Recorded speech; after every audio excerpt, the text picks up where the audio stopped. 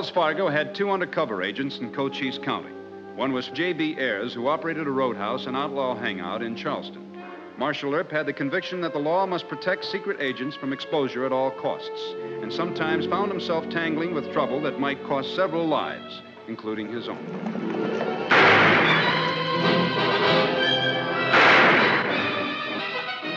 Run down!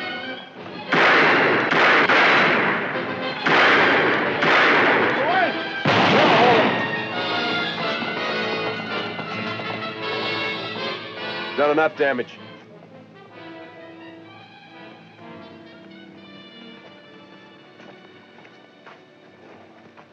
You shouldn't have let him get away. 2 men wounded, Mr. Thacker. Isn't that enough for you? Why, I don't like ambushes nohow. That hoodlum will go straight to old man Clanton. You got a horse, you go after him. We should all go after him.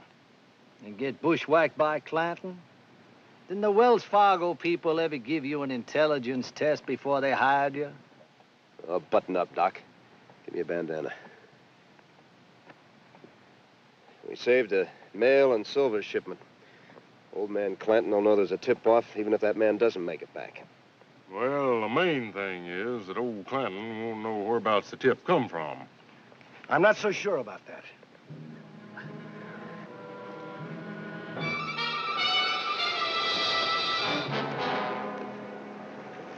Tango! Look out, this is my shoulder.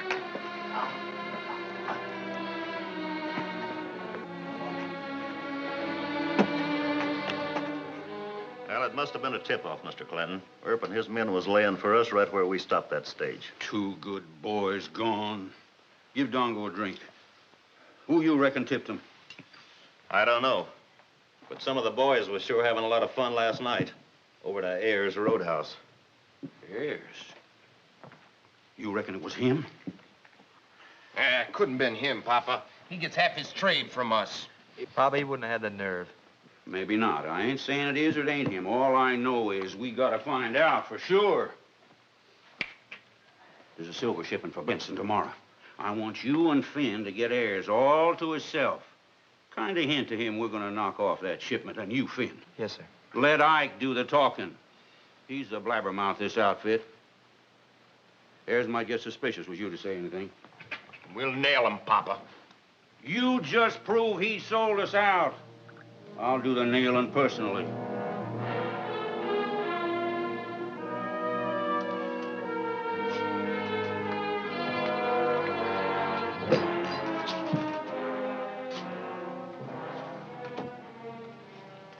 Well, I sure was sorry to hear about the boys' bad luck. Wells Fargo must have had a tip-off, huh? That's exactly what Papa thinks. Any idea who? No, I haven't. But to tell the truth, some of the boys were talking a little too much the other night, and I'm afraid that anybody could have heard them. Well, we'll even up. Sure. But not too soon, I hope. Why not? Well, I don't want to tell your old man how to run his business, but I think he ought to stay off the Benson Trail until he finds that undercover man. Mr. Ayers, drink. Thanks, Finn. Papa seems to think it'd be smart maybe to hit him again quick. Like that silver shipment tomorrow. Too risky. They couldn't set up another bushwhack deal that fast. Well, I ain't gonna argue with your papa, boys. Wouldn't do no good nohow. Maybe we'll hit that silver wagon, and maybe not. Papa's got it in his head you know something about the tip-off. Look, Ike, like I told you, them boys talked too loud and too long the other night. Now, I serve all kind of people in here. Well, even some saddle tramp could have blabbered his mouth off to Wells Fargo for the reward. It could have happened that way. Sure. So, for what it's worth, you advise the old man to stay off the Benson Trail until it cools off, huh? Why are you so interested? Yeah, why? Well, after all, I lost good customers today. Besides, what would happen to my business here if word got out that there was a Wells Fargo spy operating out of the place? The biggest favor your old man can do me is to find out who tipped off Wells Fargo. We'll find him, Ayers. Now, mind you, talk about that silver wagon just amongst us three. Sure. Papa might change his mind. Well, I sure hope he does. After all, you Clantons are my best friends.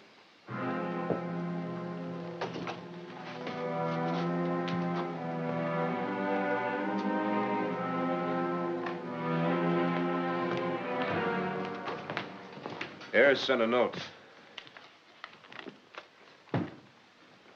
Clanton suspects him. Well, I told you he would.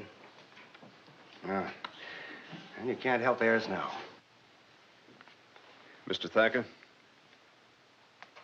let Clanton take that silver wagon tomorrow. I can't do that. That's $10,000. A man's life is worth more than $10,000. Well, of course it is, but, well, there isn't time to explain it to San Francisco, and they didn't want to hire undercover men in the first place. Look how much money they've saved your company. How many times have they risked their lives? Look, we're moving that bullion by the Lizard's Tooth cutoff. Now, Ayers doesn't know that we've changed our route, and I'm sure Clanton doesn't. Now, this won't get Ayers in any trouble. But they already suspect him. Well, I'll pay a personal visit to Clanton. I'll tell him that Ayers is a tavern owner, nothing more. Oh, sure. Look, he's a brave and valuable man to both of us. I'm going to try and save him if I can. I hope you do.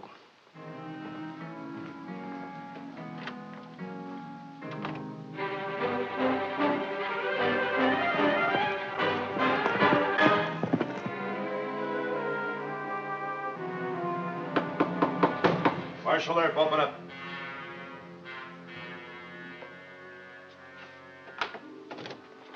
Step back.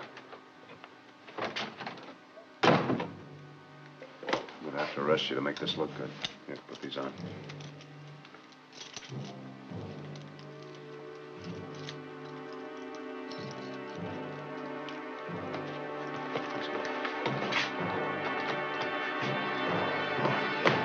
Lift him, only you. I've known for a long time that you work hand in glove with the Clantons. I ain't with nobody. You get the wrong man. You do too much business with these hoodlums. I do business to make a living. I ain't their keeper. That's too bad. Move out. Move out! Open the door.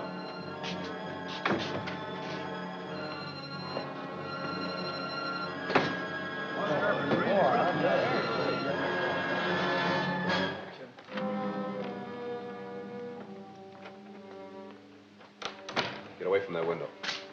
Sit down.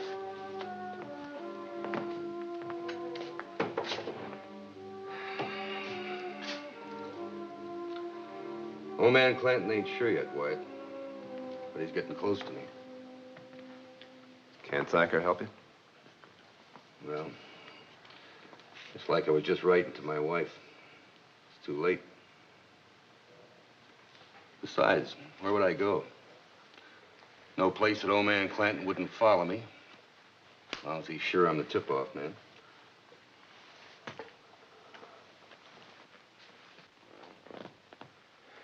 Well, it's a hard thing to say, but you're probably right. Look, there's a silver wagon leaving the Charleston Mill tomorrow morning. It's taking the Lizard's Tooth Canyon Trail. Clanton wouldn't expect that route. Not unless you ride down there and tell him. What? You must be joking. I need you, Mr. Ayers. A good undercover man is worth 100 times what Clanton will get in that shipment. But I couldn't double-cross Wells Fargo. You might have to in order to save your own life. Besides, this might put you on the inside with Clanton. We still don't know where he peddles that silver. Well, he cuts it up and fences it. Where? I don't know. Well, you've got to prove to Clanton that you're not a spy for Wells Fargo. So you ride down there and tell Clanton about the wagon. You say that you overheard Thacker and me arguing about it when you were in your cell. It may work, but Wells Fargo's liable to be awful sore about it. So you let him this time. Come on. Wyatt. I just hope I'm doing the right thing. Mr. Ayers, I've worked for Wells Fargo now off and on for many years. I'll take the responsibility. The one thing I don't want is you getting killed. Now, you just keep your mouth shut and let Wells Fargo jump on me. When they finally understand, they won't jump too hard. I'm going to put you in a cell for a few hours and then let you go. Come on, I'll take the handcuffs off.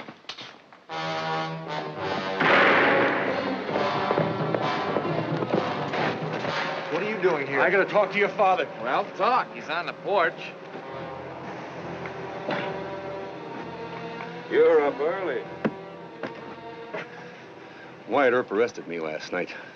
He and Thacker of Wells Fargo figure I'm a mite too friendly with your boys. What makes him think so? Well, just barfly talk, Mr. Clanton. But Earp heard about Finn and Ike and me being in the back room after supper. There's too much talk out of your place, Ayers. But it ain't coming from me, and I can prove it to you. He's gonna prove he ain't a tip-off, boys. How you gonna do that, Ayers?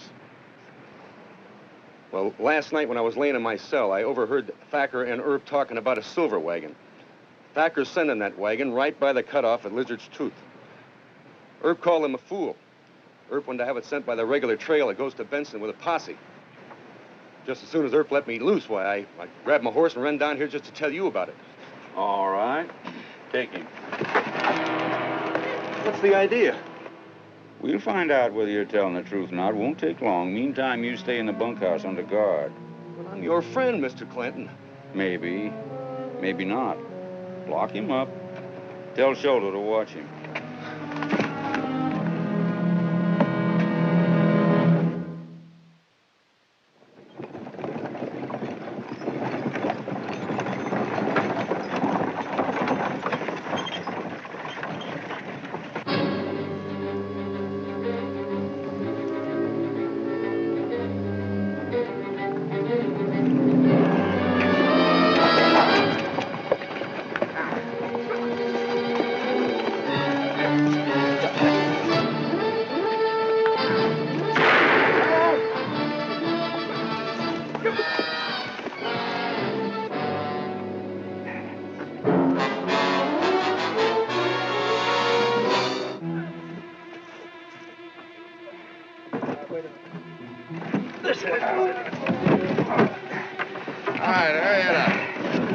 Yeah, they're pretty heavy.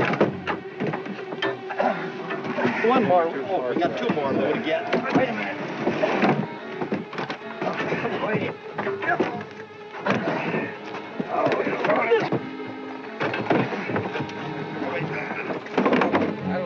The other way. Get out. All right, now head back to Charleston. Don't turn around. Yeah.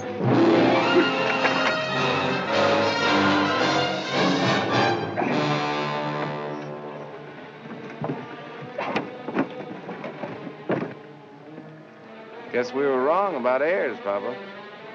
Mm-hmm. Always thought he'd make a good man for us.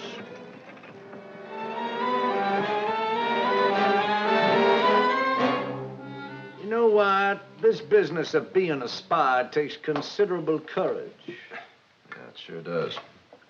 Yeah, I'll say it does. You know, it'd fidget me plumb sick, not ever knowing from day to day whether I was going to get found out. I should think it would. Risking your life guarding somebody else's gold and silver, not even daring to show a gun in your hand. Say, Wyatt, when an undercover man is killed, does the company pay for the funeral? Secretly, yes. Well, that's some consolation. Would they bury Roscoe? Ask Mr. Thacker about that. Howdy, Thacker. We were just talking about you. Wyatt, old man Clanton robbed that ore shipment through Lizard's Tooth Canyon. Anybody hurt? No, but that's not the point. You and I were the only ones supposed to know about it. Yes, and I didn't tell the Clantons. I know that. I did. You tipped them. You did. That's right. Not directly. I told your undercover man to pass the word. Old man Clanton was getting too close to him. Excellent strategy. Probably saved that poor feller's life. How on earth am I going to explain this to San Francisco? Now, you tell me, Wyatt. How am I going to report that a United States Marshal leaked the information? I'll write him a letter. Wells Fargo made a good investment. Investment. That's right.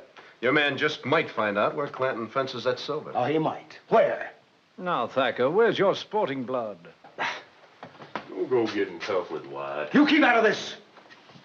Would Wells Fargo bury my mule Roscoe if he is to get killed on one of these here secret deals? Now I'm putting it to you plain, would they? No, they wouldn't.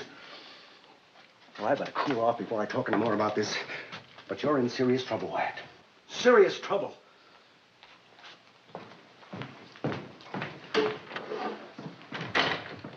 Where's Ayers now? I hope he joined up with the Clantons. What if he didn't fool them people? And we'll find out, and find out fast. We'll head for Charleston first. How about Thacker? I think he'll stall for a day or two. This isn't the kind of a deal you can put in a coded telegram.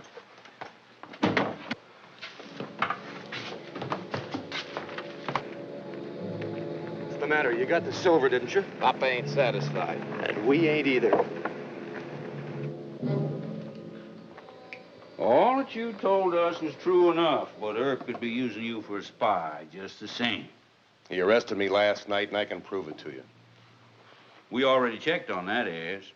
But you ain't done nothing to hang your britches in the sling. How do you mean? What do you want me to do? I'm studying that right now.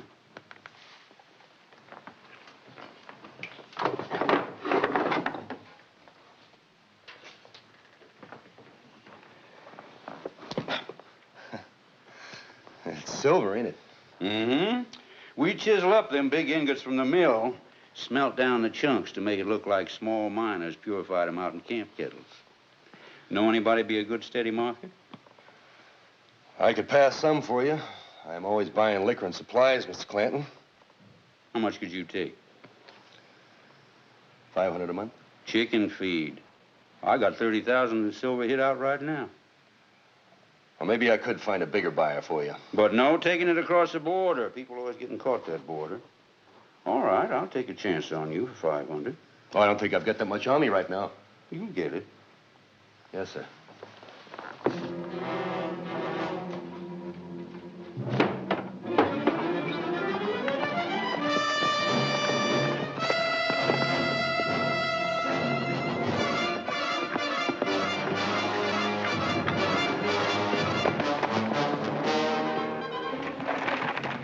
Earp, Holiday, and Gibbs.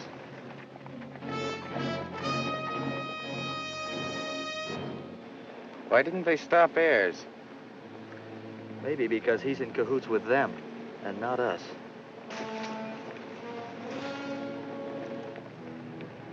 He shook us off. He must be being followed. We better tell Papa. Look up there. Ike and Finn Clanton. I made a fool mistake. How's that? In order to make it look good, I should have stopped Ayers and searched him. Old man Clanton will be wondering why I didn't. Can we do something to fix it?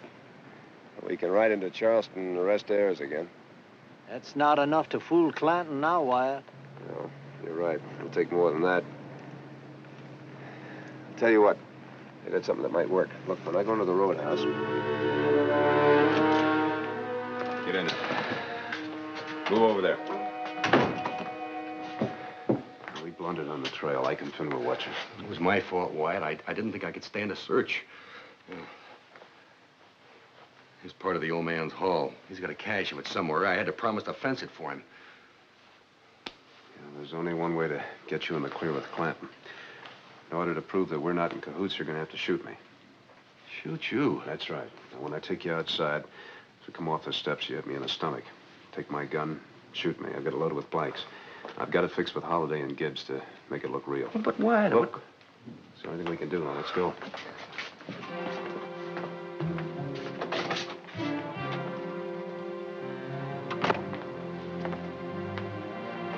Goodbye.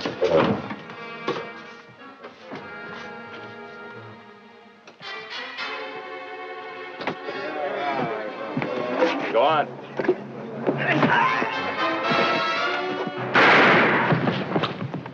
Get out of my way!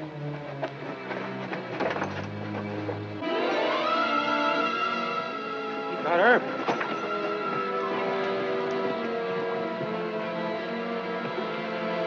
Stand back there, you murdering scum. Get back! How's he, Doc? He hit bad? Pretty bad, Gibbs. We'll have to take that wagon and get him to the hospital. Any of you know who done this? Well, we'll find out.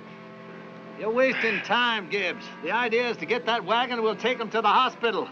We'll get the one who did it later. Get back inside there. Hold on.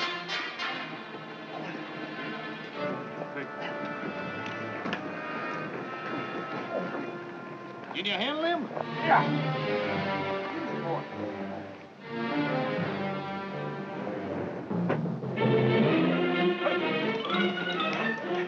Mr. Clanton! Mr. Clanton! Air shot Earp, Mr. Clanton. Kill him? Earp wasn't dead when Holiday and Gibbs started for the hospital, but he was hit real bad. I told you Ayers was all right. Go find me Ed and Charlie Monroe. I want to see him quick. What for?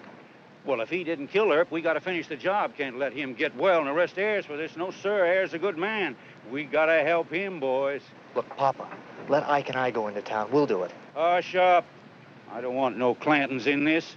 Ed and Charlie Monroe ain't known in Tombstone. Ain't even known they work for me. Papa. Go find them.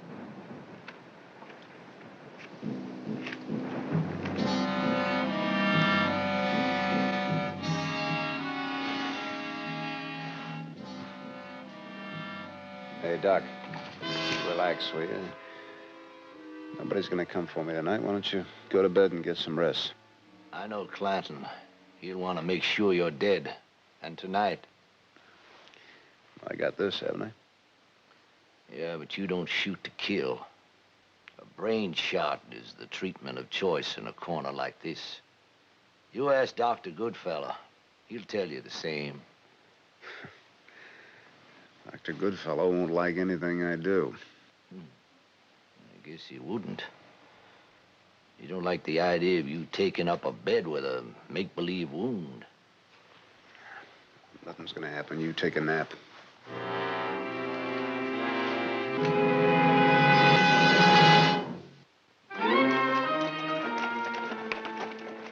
There's the hospital tent. Well, let's go. No, we're not going to go in the front door and have some nurse yelling her head off. We'll mosey around first.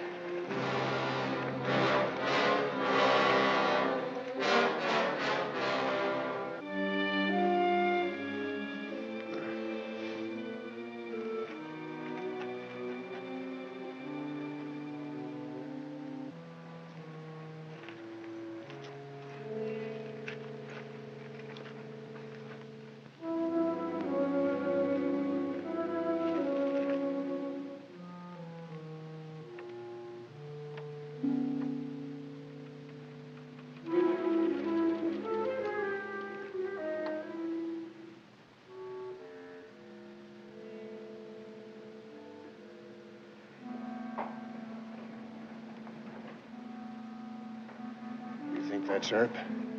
He's a big man. Dark hair.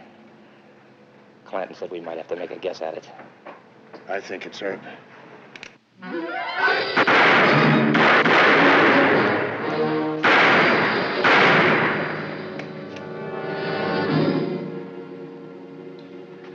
Two men dead. That sums it up admirably and succinctly. How long do you have to stay in here, Deacon? Doctor says 1 week in order to make this look real. All this to save an undercover man for Wells Fargo. And what would you have done? Save him, naturally. Night, sir.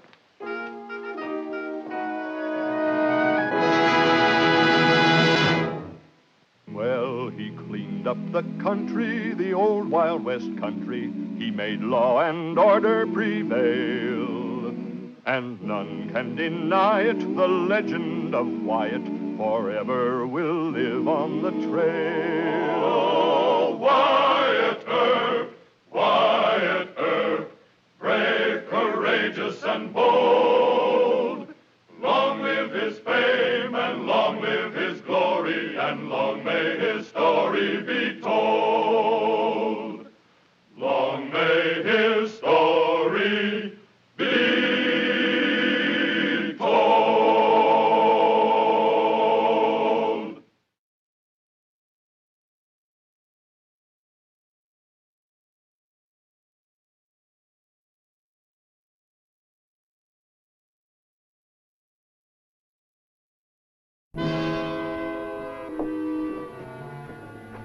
All right, Bean. Turn your star and letter of resignation over to Kavanaugh. Let's see your letter and star first. It's right here. Hold it. Here, Kavanaugh. I don't want anyone to say I killed a U.S. Marshal. Now, we're just citizens, Johnny. You don't have a bunt line, so I won't use mine. I'll just use the short Colt. Call it off, Mr. Bean. You're not in Earp's class with a gun. That's what everyone thinks. I might surprise them. Yeah, you might. Do me one favor, Wyatt. What favor? Kill him. He'll never give you the chance again. At least put him out of business. Well, he sure deserves killing. Is close enough, Johnny? No, further back. I don't want anyone to say I didn't drop you from a fair distance. That's right. You are known for being fair, aren't you?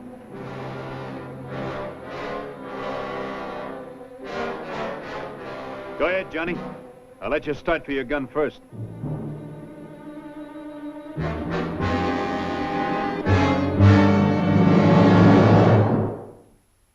Oh, Wyatt Earp, brave, courageous, and bold.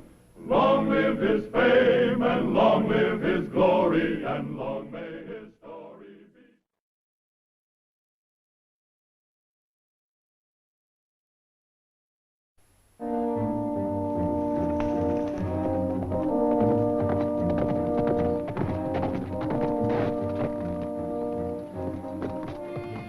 Howdy, Ayers. Marshal, let's get off the trail.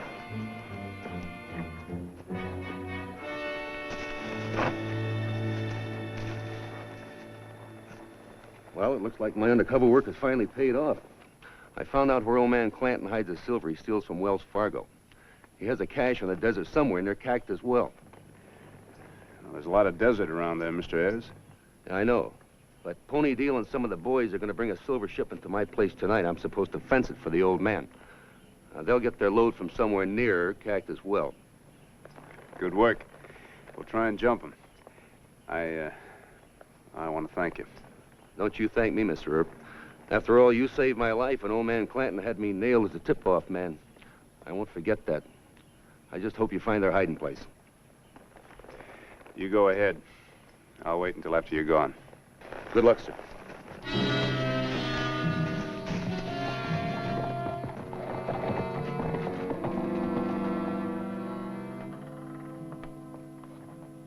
Why do you reckon Wyatt wanted us to meet him here, Doc? Well, something he couldn't talk about at the jail. Sheriff Johnny Bean's been spying for old man Clanton, as usual. Johnny Bean. You know, Doc, that feller puzzles me. He'd make close to $30,000 a year just collecting fees and taxes. Now, you tell me why he has to be a crook. Well, it's born in a man. Reminds me of a house gambler who earns an honest 10%, and he still has to cheat. Larceny is excitement to some men, Gibbs. Stimulates them. Yeah, but they usually get caught. Don't they ever figure that? It's part of the excitement and drama they feed on. But we're all eventually exposed. Exposed? What do you mean by that? By the recording angel, my dear Gibbs. I toast him quite often.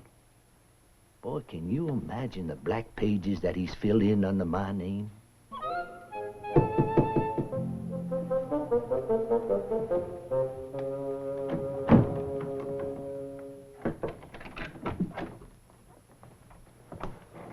Come on over here.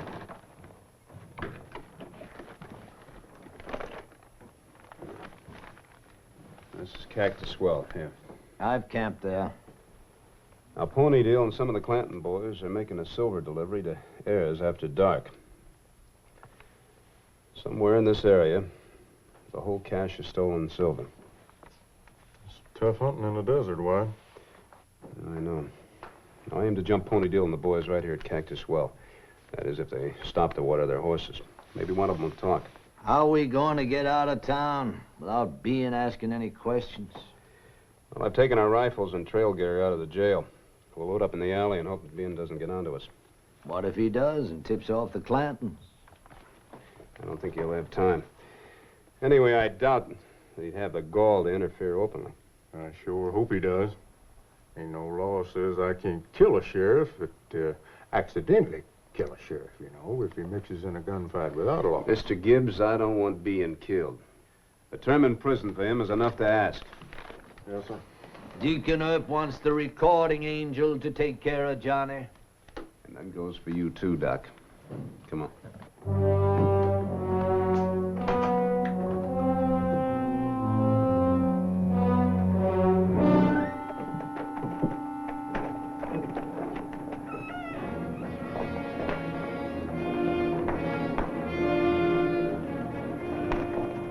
Well, now, where are they going? Looks to me like they've packed for a long trail, Johnny. Wyatt should have told me. If he's heading for the desert, he'll need help. What's going on in the desert tonight? Go round up a posse. I'm the sheriff, and it's my job to help Wyatt. Yes, sir.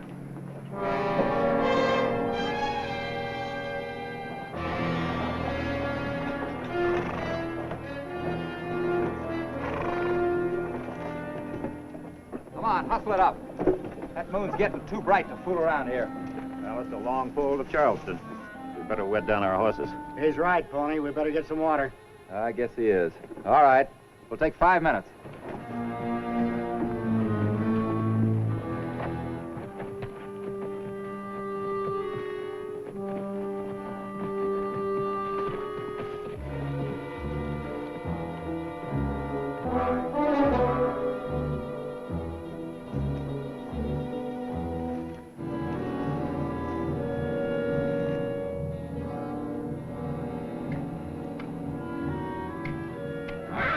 No time. Let's get out of here.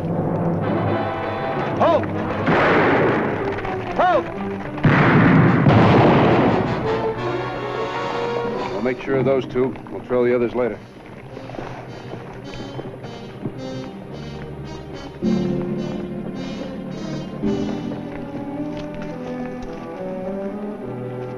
Get off that wagon, drop that gun.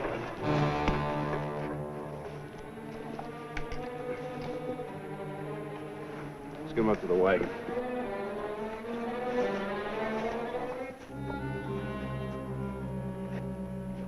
Where's old man Clanton hide the rest of this stuff? They're too scared to talk, Wyatt. Let's give them the Apache treatment. Too cruel. No. Simply stake them out when the sun comes up. I favor the Sioux treatment. Scalp them, a square inch at a time. Can't do that either. You men can save yourself a lot of time in prison if you'll cooperate with the law. How much time? 4 years out of a 5-year sentence, maybe. 4 years, sir. Well, Here comes old man Clanton. Here, take it out of you. Get out.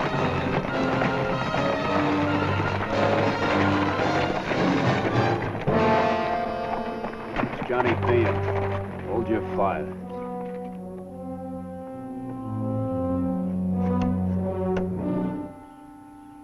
Doc, you take the silver on into Wells Fargo. I'm going to have to trust Bean with these prisoners. Mr. Gibbs and I are going to go after Pony Dill and the other man who got away. What was that about trusting me with the prisoners? Just what I said, Johnny. Don't let them get away. I resent this, Wyatt. I brought the posse down here to help you. Oh, you move me to tears, Johnny. He gives me anguish in my abdomen. Now, you men listen to me. I don't trust Bean, and I don't trust Kavanaugh, his office boy.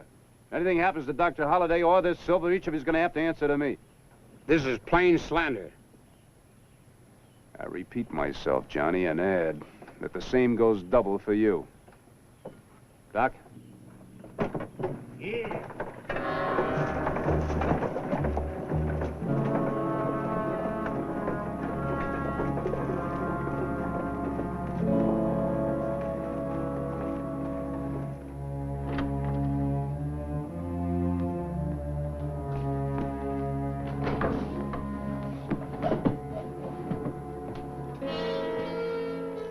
You got to lock us up, Sheriff. Until Holliday turns in the silver and goes to bed, then you can both escape. Well, how do we do that? You trick Deputy Kavanaugh here, lock him in your cell, and take off.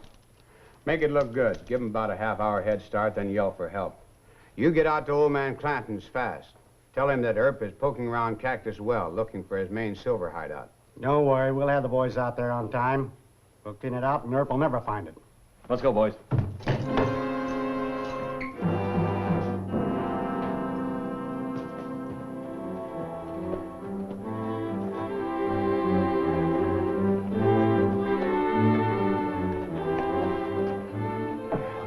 What?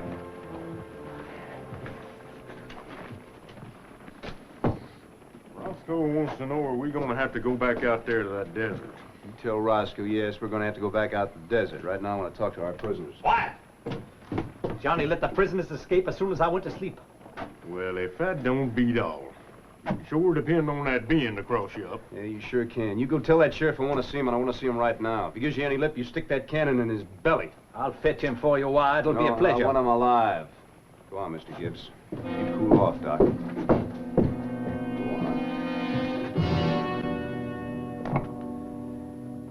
So they tricked Kavanaugh, locked him in their cell, and just rode right out of town, huh?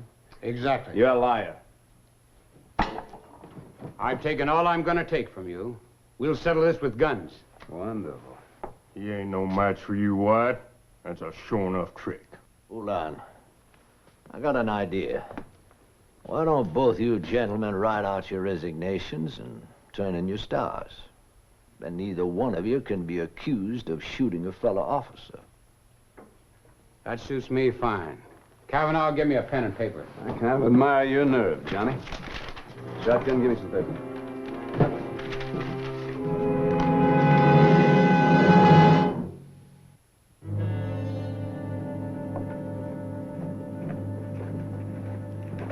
Kavanaugh, you hold my letter of resignation and star. And you be a witness that this was a fair fight. Here's mine. Let's get it over with. It's close enough for you, Johnny? No, further back. I'm as good a shot as you are. All right. You don't have a butt line, so I won't use mine. I'll use the short Colt. Go ahead, Johnny. I'll let you go for your gun first. The devil's getting anxious for being Wyatt. He's too scared to draw.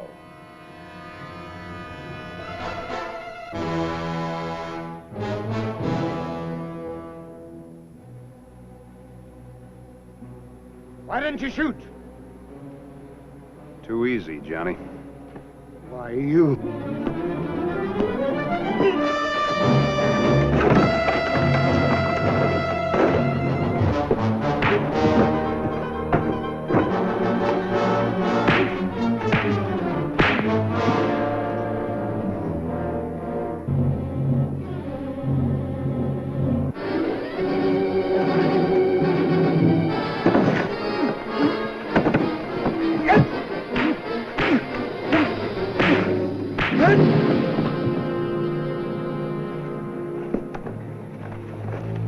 Keep out of my way, Johnny. Next time I may have to hurt you.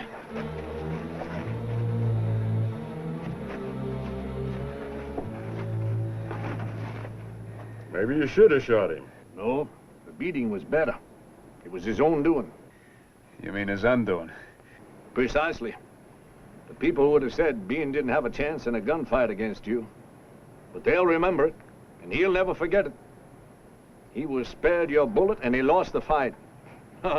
There was style to you, Deacon, the way you handled him. Oh, and he was madder than an old wet hen. Why, if he couldn't have hit you, he'd have plumb exploded. Let's get started for the desert. Are we bringing in more prisoners for Bean to turn loose? There are 4 men that we have to catch, and Bean won't turn them loose. I promise you that.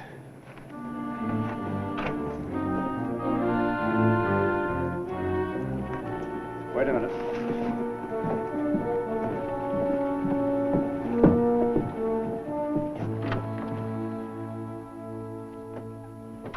Congratulations, Marshal. That silver you recovered will weigh out close to $10,000. Oh, thank you. I'm going after Pony Deal and that other Clanton man. Hope to find that whole cache. Well, say. I'd like you to bring a posse out to Cactus Well. You know where it is? Yes. Time yourself so you get there just about sundown. Sundown, right.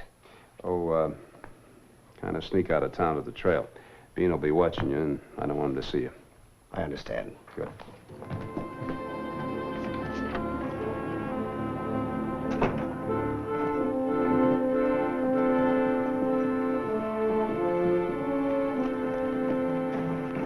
We'll circle the town before we head south.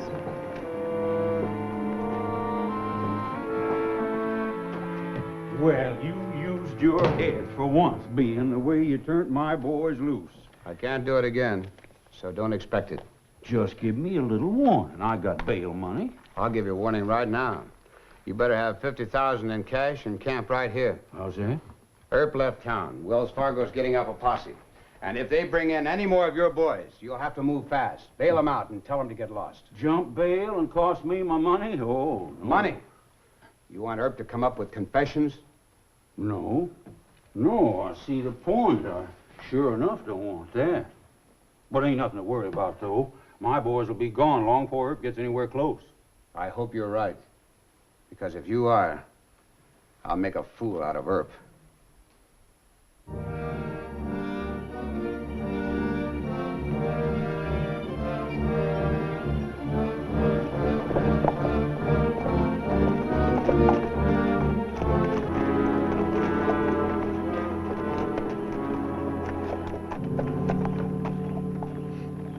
Reckon they got that silver up one of them draws, White?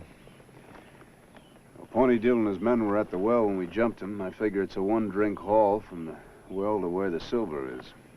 How far is a one-drink haul on water? On the desert at night? Oh, about 10 miles. It's about 8 miles back to the well. You good for another 2 miles? I hope I can borrow a drink from Thacker for the return trip. Tell me, Wyatt, how much interest does Wells Fargo charge on a pint? Come on.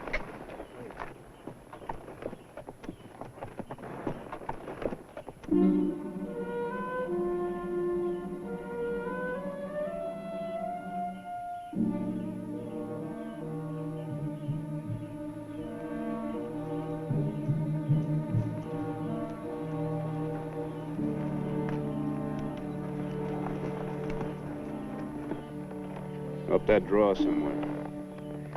Mr. Gibbs, you and Doc circle. I'll go in from here.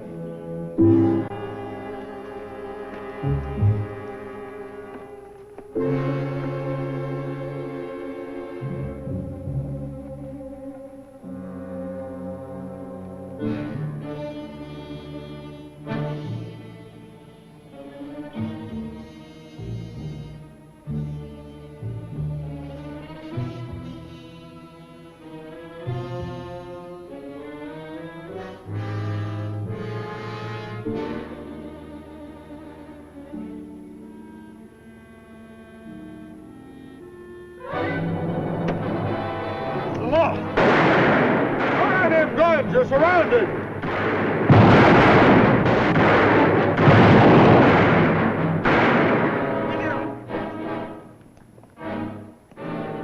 Get over. Let's kill him. No, sir. White won't think we should have killed any of them. If Bean doesn't turn him loose, Clanton will get him off. Why'd you throw that rock? You didn't have to kill him? Well, I give him a chance to surrender, White. They were shooting at us, Wyatt. Yeah. This was a plain massacre. We was all asleep. You tell that in court, Pony. You'll never get us to no court. Let's move him out. We gotta meet Thacker at Cactus Well. Come along, boys.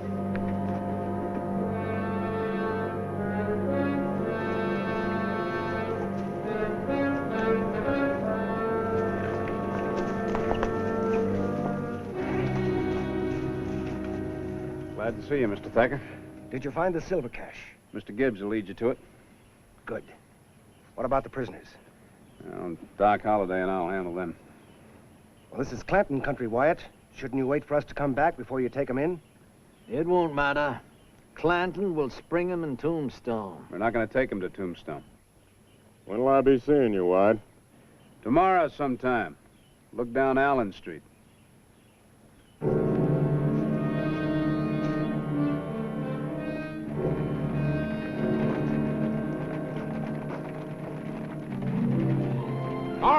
Come in.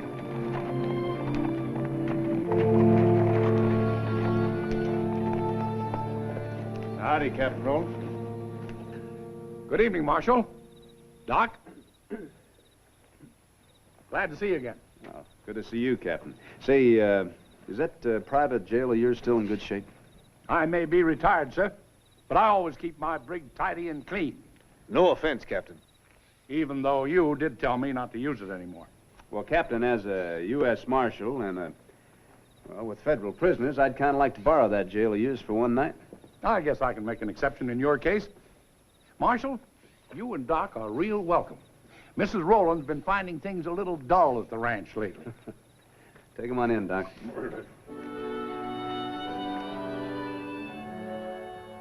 I can't throw Sheriff Bean into jail for malfeasance as you did, sir.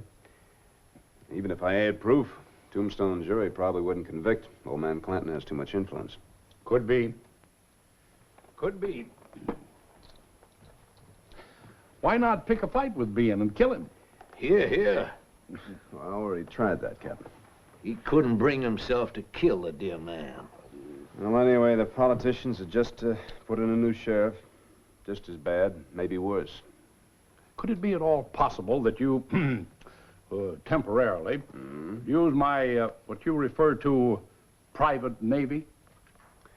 Well, that'd be quite possible, sir, providing I could swear them all in as special deputies. Well, I'd have to think about that.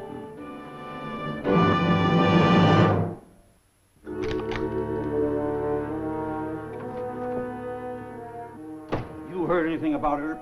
He's got Pony Deal and Dongo and Sholto. No. But he wouldn't take prisoners to Bisbee or Tucson. Well, where is he then? He can't just disappear. I ain't happy about this, Bean. I ain't happy at all. That posse killed more of my boys. They got my silver. And on top of that, they're accusing me of stealing it. Well, didn't you? Well, of course I did.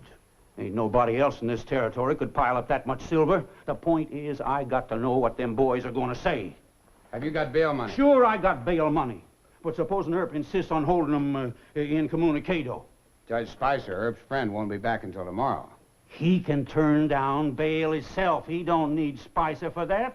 You're right. He might refuse your money. Bail money? That Johnny Law, he's gone too far. I'll tell you Hush what up. I'm studying this. Well, he's only got 2 men he can count on. And that ain't enough. I'll show him how to bail somebody out of jail. You better bring at least 30 guns. I can do my own thinking, Sonny. You just be where I can get my hands on you. You don't need me in this. Oh, you running out of town? Not me. I wouldn't miss your showdown with Earp. I like you both too much. After you, Mr. Clanton.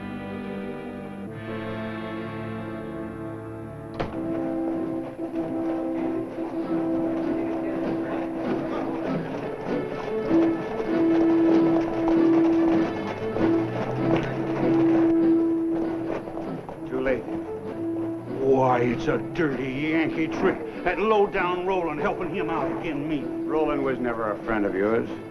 Nobody asked you if he was or he wasn't. Now you figure a way to get them boys out of jail. It's too late. Earp outsmarted us. There's nothing anyone can do now.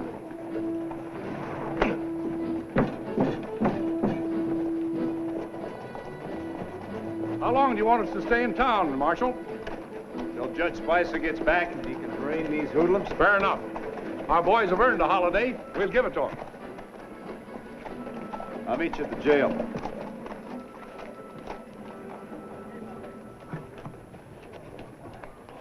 What are you loafing around for, Johnny? Going over to the jail and sweep out 3 cells. Well, don't break the broom. We can't afford a new one until next month.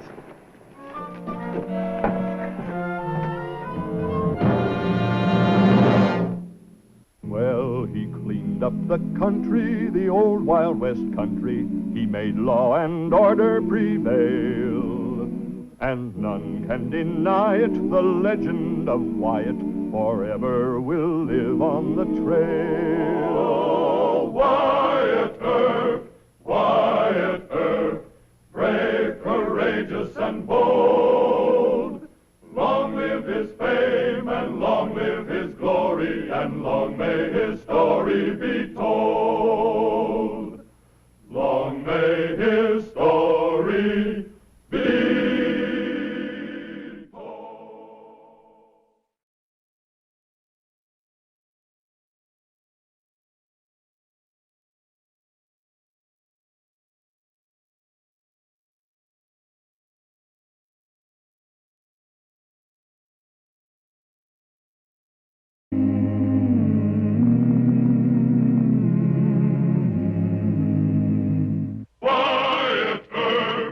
Wyatt Earp, brave, courageous, and bold. Long live his fame, and long live his glory, and long may his story be told.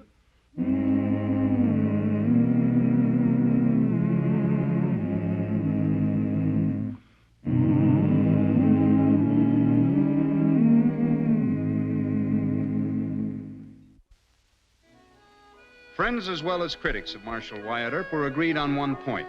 His abhorrence of shooting to kill gave his enemies in Tombstone an unfair advantage. While it required more speed and courage to buffalo a hoodlum, gunfighters traded on the known fact that Marshal Wyatt Earp would only wound them. But the appearance of Gringo Hawkby brought Wyatt closer to the point of killing as the only way to preserve his own life. Come in. What, Emma Clanton?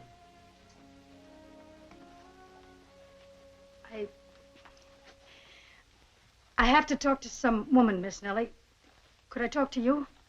Well, of course, Emma. Come on over here and sit down.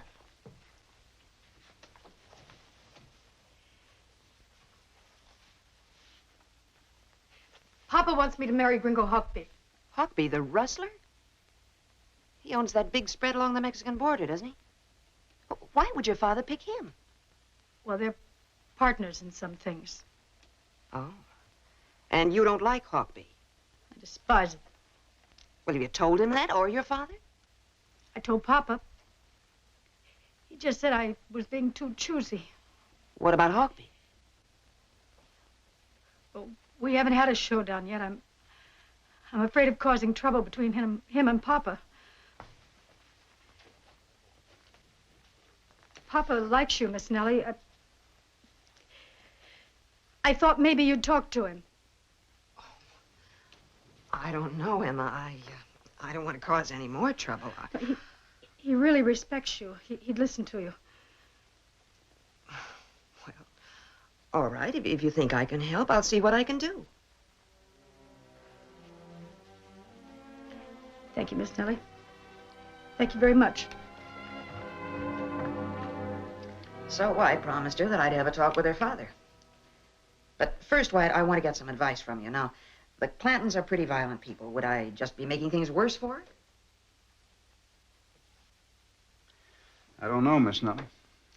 Emma and I aren't exactly what you'd call bosom friends. As a matter of fact, you get along with her better than I do. Well, I've always sympathized with Miss Emma. She's the closest thing to a conscience in that whole family. At least she's tried to keep old man Clanton and the boys halfway in line. But this is a family row. Clanton's bound to resent any advice from me, whereas he might take it from you. I guess you're right, Wyatt. I can't wash my hands of it. Hawkby is a criminal, and she shouldn't be forced into marrying him. I don't think it would do any harm for you to talk to Clanton. Besides, a pretty woman can say things that a man would get shot for. And I wish you luck. Thank you, Wyatt. And I promise you won't get shot. I won't even mention your name. Now, that'd blow the whole thing sky high. Now, you just go on out there and, well, say what you think you have to say, and then let it drop, huh? I'll see you later.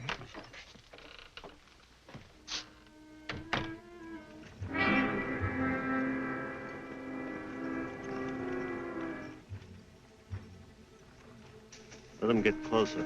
I don't want any prisoners or any wounded left to talk. You're the boss.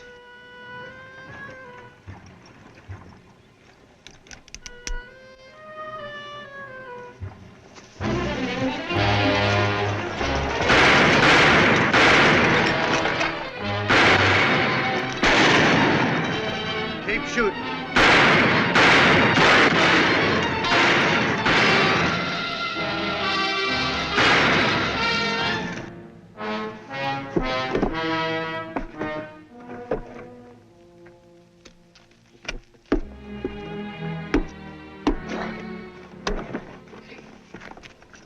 Gringo? Yeah?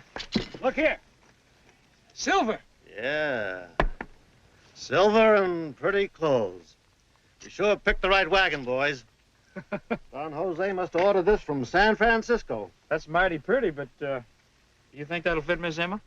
Oh, no. She can put in some nips and tucks. Hey, keep your hands off in that silver. There's a present from me to old man Clanton.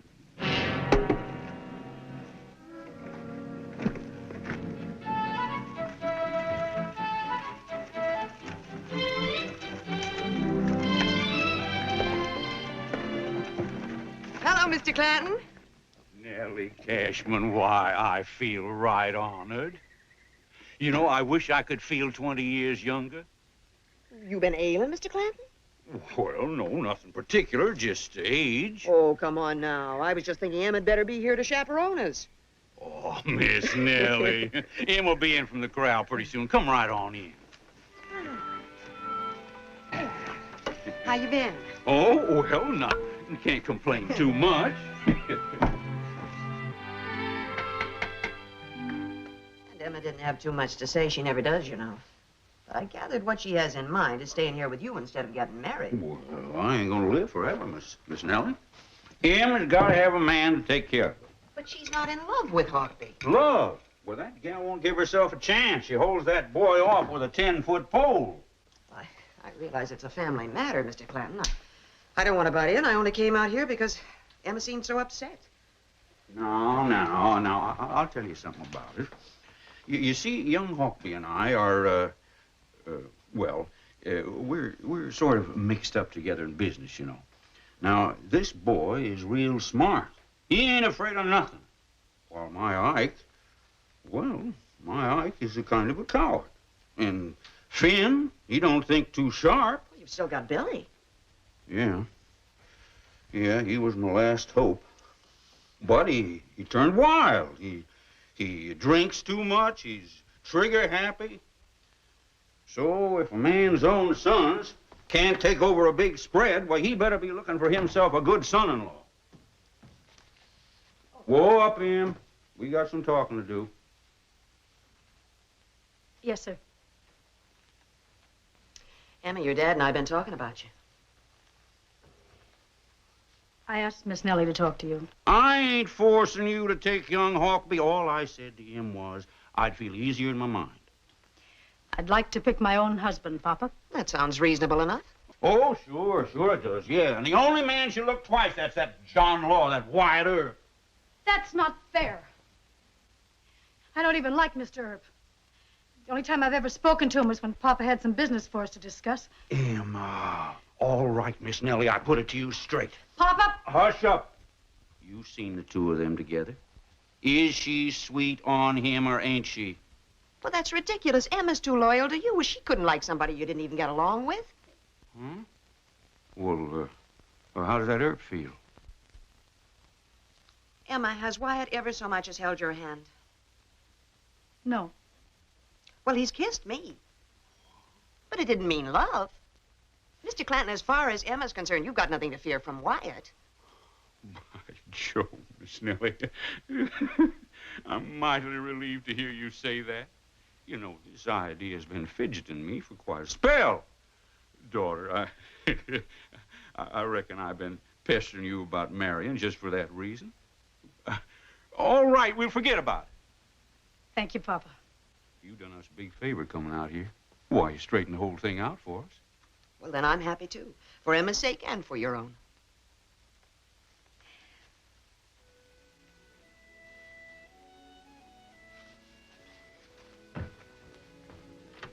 Why, Em was scared. Well, of course she was. She didn't want any part of Gringo Hawkby. Well, she won't have to marry him. You can bet your life on that. Why, Em is daughter and son to me.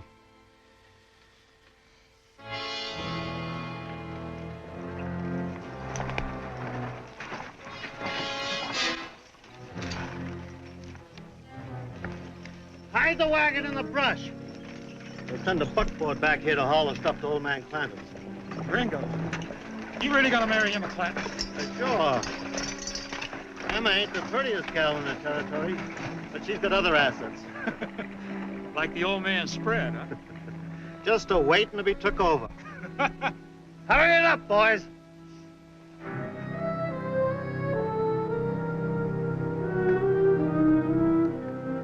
What? No sign over yet, huh? No. Why don't you quit associating with good women? Good women. We warned you about Miss Nellie. It's the good women who lead men to ruin. I shouldn't have let her go out to the Clantons. Old man probably got sore out of there. No. Here she comes now.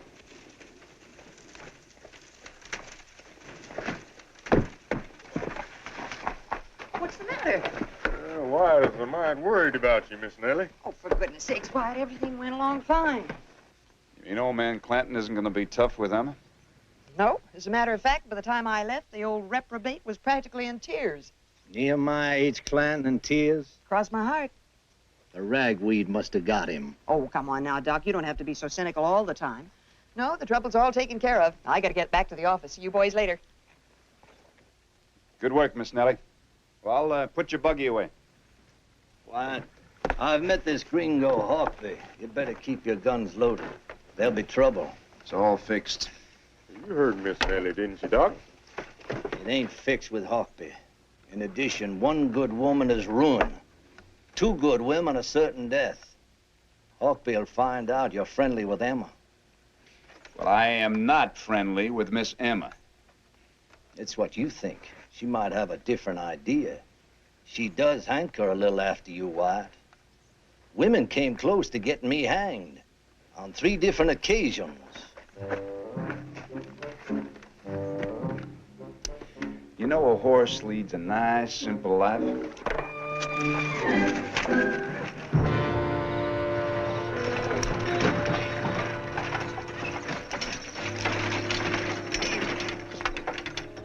Fully unload the stuff and bring it into the house. All righty.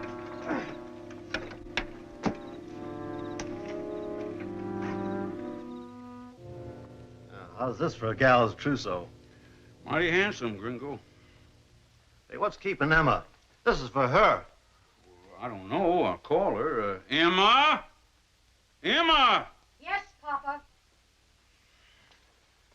Gringo's brought you a lot of presents. Now, you mind your manners and come on out here. Just a minute.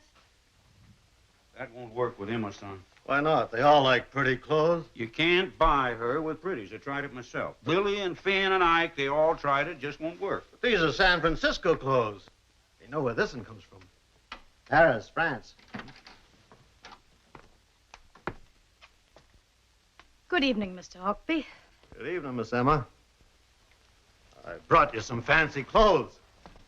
Here, how'll this one fit? It's a nice dress. If it weren't for the blood on it. Blood? Where's the blood? You bushwhacked 3 Mexicans in FEMA draw. Who says I did? One of Papa's cowboys saw the whole thing. It's all over the bunkhouse. They're all talking about it. Now, Emma, he could have been mistaken. That's a dirty lie. You tell me who said it. He'll take it back. I'm not that interested. Good night, Mr. Hawkby.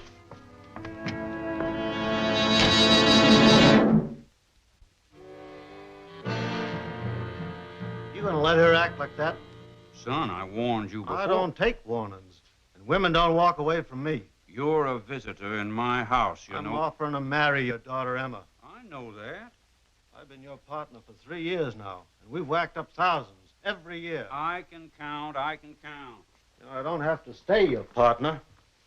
I can just as easy throw in with somebody else. Well, Emma ain't no smashing beauty, son. Why are you taking this so hard? When a gal walks out on me, that's the one I want. And you'd bust up a good business arrangement over that. Yeah, I think I will. Funny thing is, you need me worse than I need you. That's your opinion. That's any smart man's opinion. You ain't gonna live forever, you know. Who's gonna carry on your business? Ike, Finn, Billy? Nah, they wouldn't last 6 months. No, reckon not. Now, me and Emma could carry it on for you. Keep the name Clanton and Hawkby just like it's been. But no, you say Emma's too good for me. I never said But no she such- said it. Well, you didn't give her a decent chance to know you, son. You just rushed right at her. I want something, I go after it. And so do you. Sure I do. But I gotta consider Emma's feelings. Give me a few days, bring her around. Not a few days, Mr. Clanton. One day. We'll find out whether you are the boss inside this house or whether you ain't.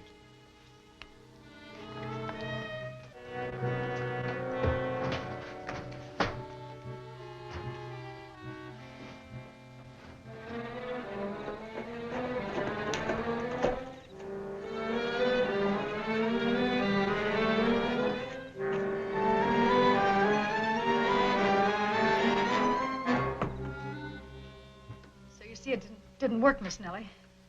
He just switched Papa around to his side. Doesn't your father have any loyalty at all? I thought he did. That must be Wyatt. Oh, Wyatt, come in. Emma's father has changed his mind. He's going to force Emma to marry Hockby. Now, she can't go back to the ranch. She'll have to stay here. Oh, no, thank you, Miss Nellie. You've gone to enough trouble over me. Now, you just sit right back down.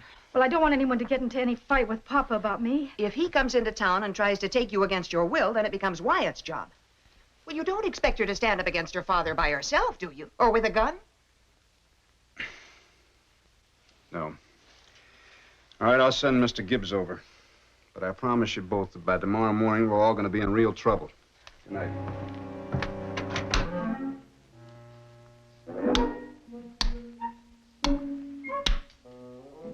I don't know why I play checkers with you, Gibbs. There's certainly no money in it, and your conversation is somewhat less than stimulating. Yeah. Checkers keeps you away from Pharaoh when your luck's running bad. Hush up. I'm gonna think. If I'm there, then gobble you up. If I'm over here, take only one of your men.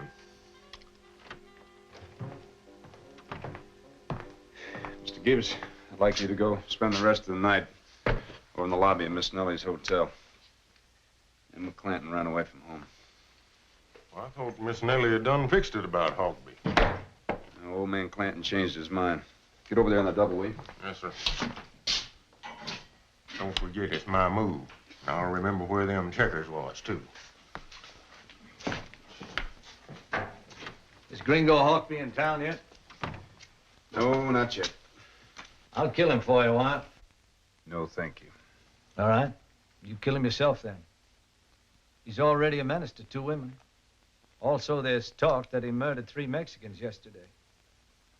You know, Wyatt, old man Clanton's losing his grip. Hockby's trying to take over. The old man's letting him. It would make it rougher on me. Too rough, Wyatt. The old man at least exercised certain moderation, but Hockby? Well, I won't be crowded. And you better start thinning the crowd, Wyatt. One Clanton tomorrow, another in a few days. You'll be surprised. In 6 months, you won't even know Boot Hill.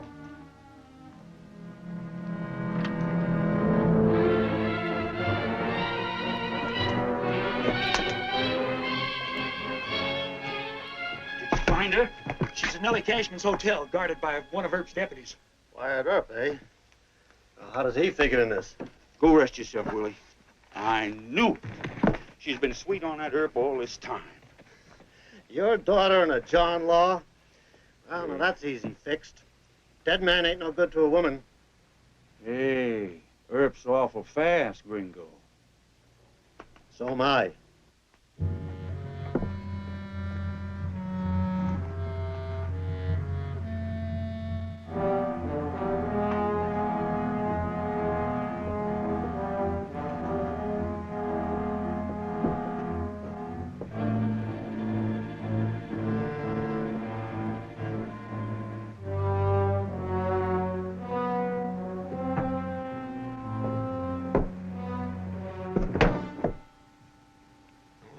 Mighty early this morning, ain't you, friend? I sure am. I'm looking for Miss Clanton. Mm-hmm. What might your name be? Gringo Hockby. Miss Clanton's papa wants her home. We've been expecting one of you. Is that so? Yeah, that's so. Wyatt Earp says you don't have to go. And he also says if you try to take her, you'll wish you had never been born. You tell Earp I don't scare easy. He's mixing into my business. I don't take kindly to interference.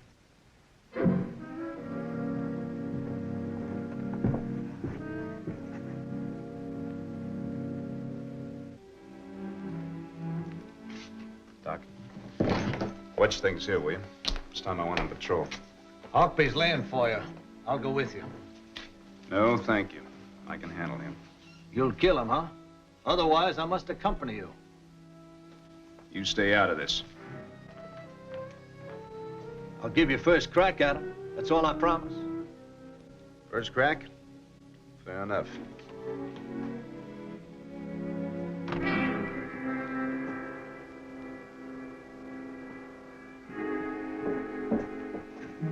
Seen anything of Wyatt Earp? He's around, I guess. Thanks, mister. I'll find him.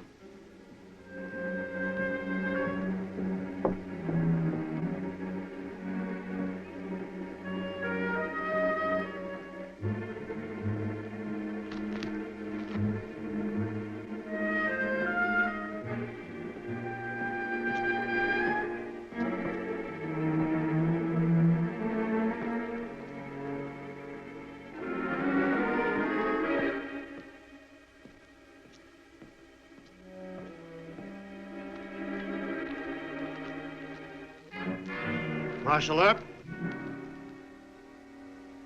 I'm Gringo Hawkby. I got your message this morning. And I got yours, Mr. Hawkby. What are you waiting for?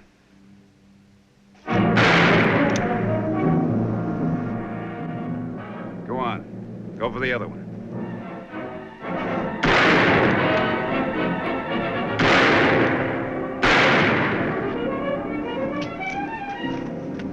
You didn't kill him. It's my turn. No. You'll wish he was dead.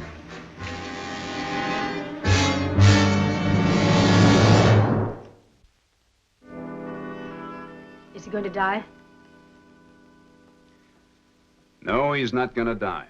Well, I'm glad of that. I didn't want him killed. You owe me a favor, Miss Emma.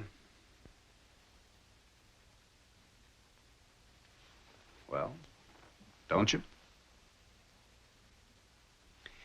And why don't you take a nice long trip someplace? Go to Texas and visit your relatives. I can't do that. I have to stay here and take care of Papa.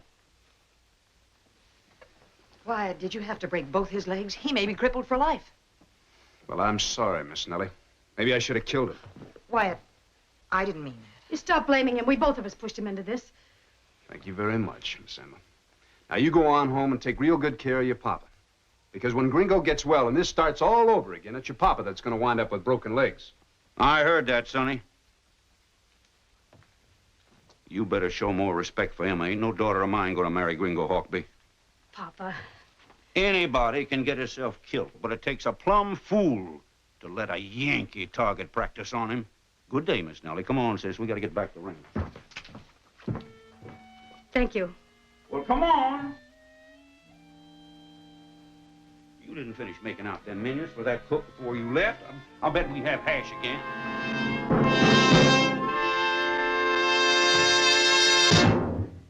Well, he cleaned up the country, the old Wild West country. He made law and order prevail.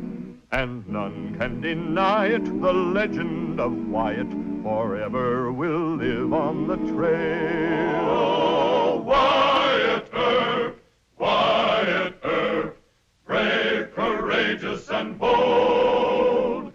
Long live his fame, and long live his glory, and long may his story be told.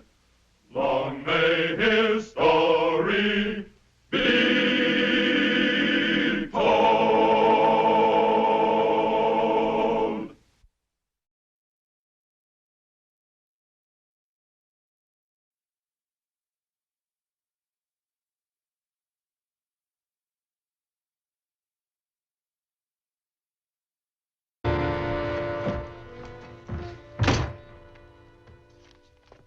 You done anything at all about that editor, John Clum? Well, no. He's a newspaper man. He thinks that I don't care what he thinks. Now, he can be put out of business. You're the sheriff. It's your job. The newspaper doesn't have much circulation. I read it, and my boys read it. Supposing some of the wrong people in Washington get hold of a copy. Now, the nugget is on our side. Anyway, one newspaper's enough for a town. You run that fella out of Tombstone. That's easier said than done, Mr. Clanton. What I say, you do. Oh, Wyatt Earp, brave, courageous, and bold. Long live his fame, and long live his glory, and long may his story be told. The Life and Legend of Wyatt Earp, starring Hugh O'Brien.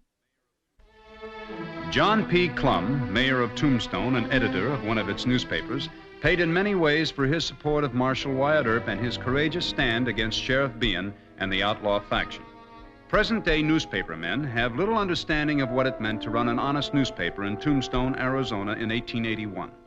Powerful politicians were determined to ruin Clum, force him to sell his paper, or if these tactics failed, kill him. Come on, let's go.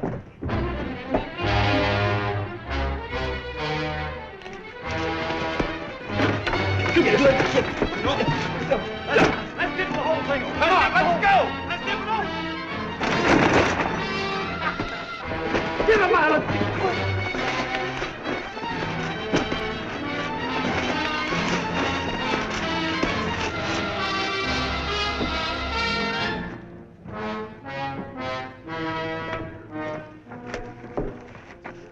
No, you just leave him be, son.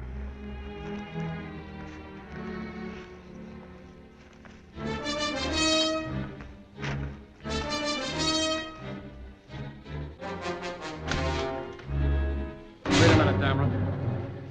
You're gonna go out there and you're gonna pick up every one of my papers.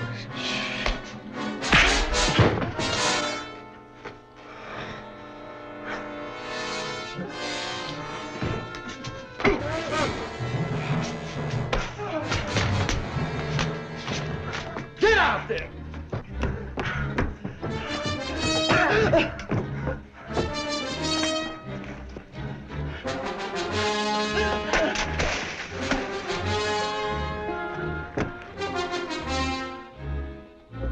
Now you pick them up!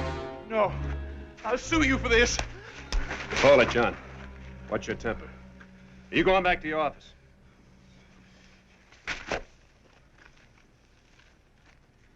If that Dameron had any brains, I'd kick him out. John, get off the street. All right, folks, go on home. Go on, break it up.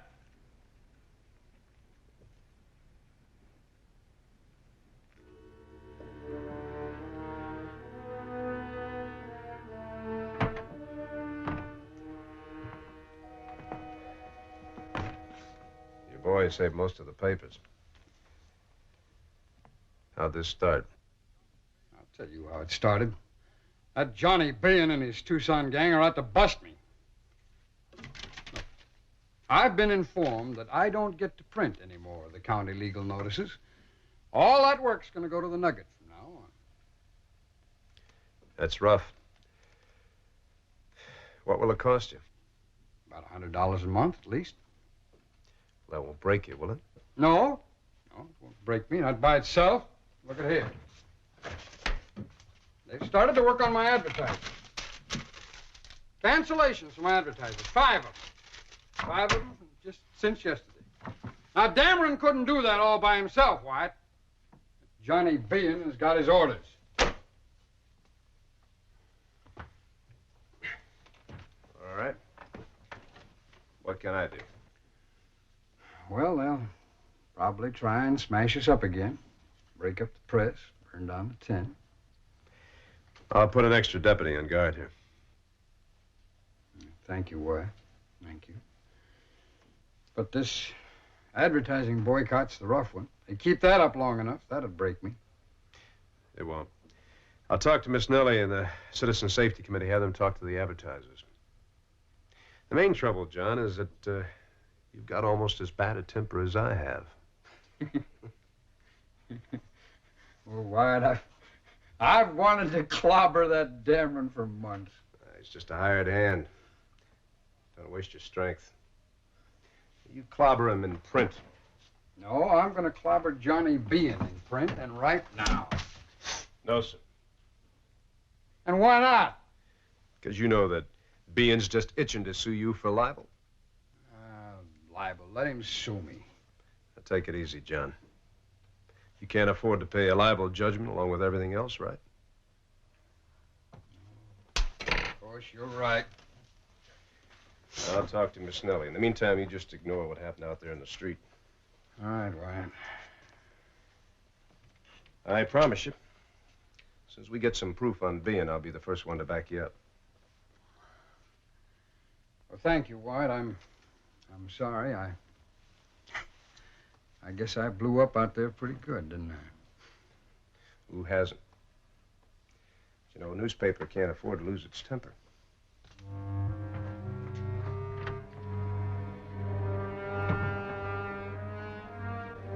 This a personal favor, Sheriff.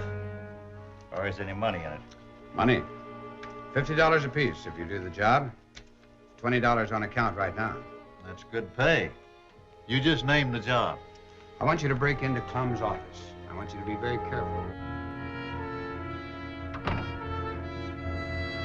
Ruby, Soren? You think you could crack a skull with one of those? Deadly weapons, Mr. Clum. Ah, they're lovely, boss. Now, who do we clobber? Well, I've got a hunch that Mr. Bean is going to try and wreck our press one of these nights.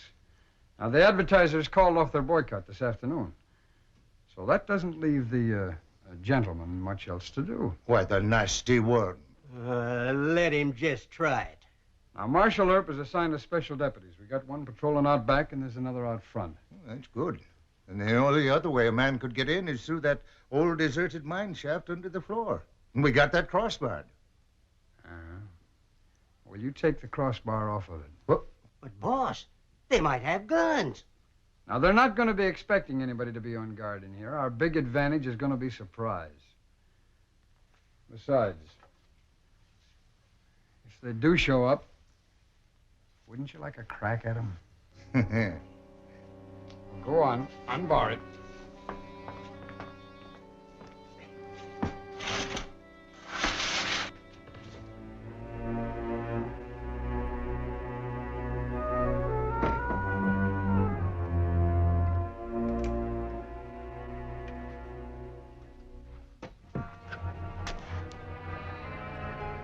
All clear, Tom. Hand the hammers up.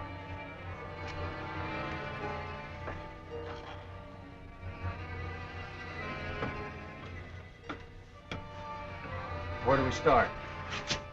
Right there. That's the one the man wants busted. That won't take long.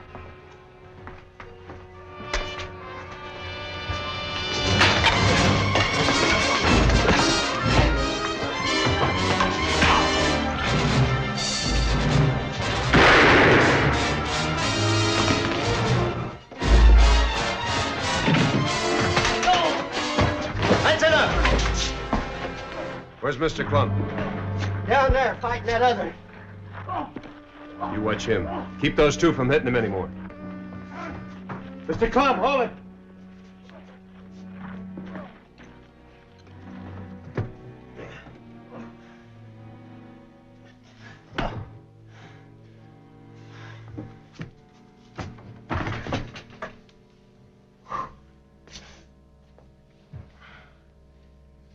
Look at you. Mayor Clum of Tombstone. Why didn't you call the deputy? It wasn't time. Axe handles. Could have killed two men. Sorry I didn't. When's your wife coming home? She's catching the stage from the railroad at Benson tomorrow. No. You're going to go to Benson the stage and pick her up and bring her back yourself. You take Rappy along just in case. Me? Why me? Now, you look, Wyatt. I happen to be... You happen to be a hot-tempered man with a lot of provocation to go around bashing skulls in. You go pick up your wife. She can calm you down on the way home. You giving me orders, White? No, just good advice. Shotgun and I we'll say we had to subdue these men. Why? I'm not going to go hiding behind you. You are this time. Your paper happens to be the only way we're going to have honest news around here. Now, you want people to think it's edited by a hot-tempered brawler? No. I see your point, Wyatt. Thanks.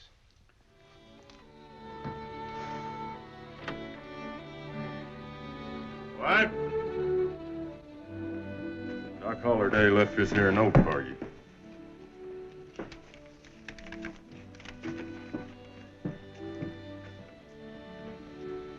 I'm wrong, Wyatt? Doc Holliday seems to think so. Of course, Pete Spence may have been making drunk talk. On the other hand, it could be true. Frank Stillwell is Bean's deputy. He thinks they may try stopping the stage and killing me, huh? They might. I can tell you what you do. You get off the stage, at the first water stop, hide in the brush. Mr. Gibbs and I will be along. All right. Howdy, Marshal. Howdy, Mr. McDaniels. Hey, what else are you carrying besides passengers? Nothing but Wells Fargo box and the mail sack. I had a tip that you may be stopped down the trail from your first halt for water. Well, in that case, you better ride shotgun. No, that'd be a tip-off that I knew about it. Tell you what, if you are stopped, don't make a fight. I'll be along. You just get a good look at the road agents. You're the marshal. All aboard. Come on, folks. Stage is leaving. All right, honey. You have a good time and take care of yourself. I will. Bye, dear. Bye.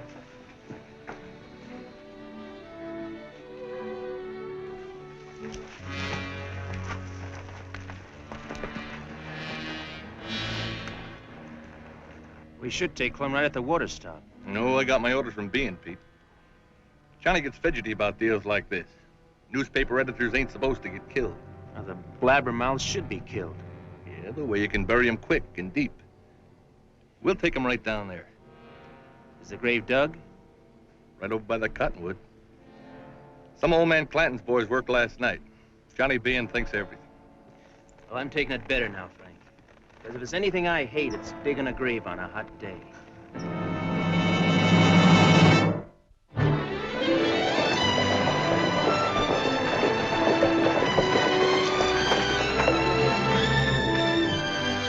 Five minutes for water, folks. 5 minutes.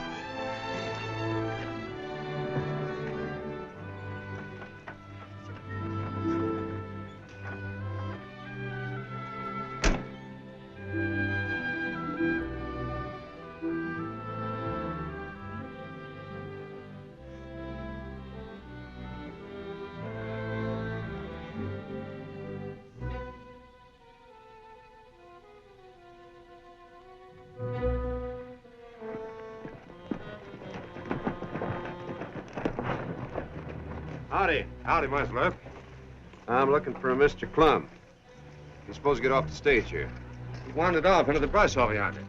Figured he was killing time. I reckon he killed too much of it, though. I left without him. Oh, thank you.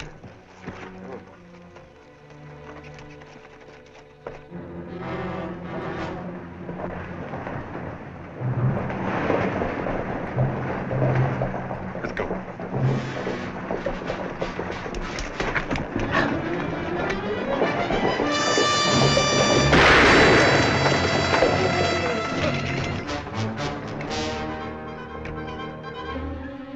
All right, everybody out.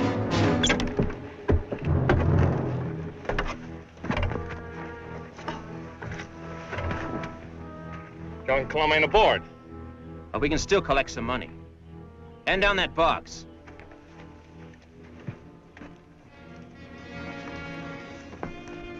Oh, you sure got yourself lost. Well, I wanted to make it look good, Wyatt. Well, if we hustle, may stop him from robbing that stage. I don't know, White. We got a pretty big lead on us. Well, we got to give it a good try, Mr. Gibbs. I'm sure Mr. Reppy won't like being held up any more than Wells Fargo will. What's the matter with your mule? Is he sick? No, sir. You just don't see no sense in working in all this heat. Promise him another apple. Pay attention now. I'll give you an apple if you don't balk. And I'll give you a whooping if you do. Yeah! Now, let's go.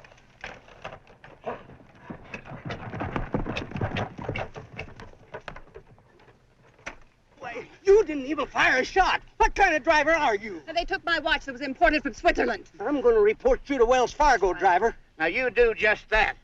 If I'd have fired at him, one of you people would have got shot.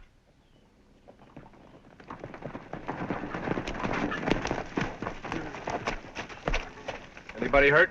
They just rode off. Can't be more than a half mile away. Go get him, Marshal. Lady, you get inside and rest yourself. I'll help you, ma'am.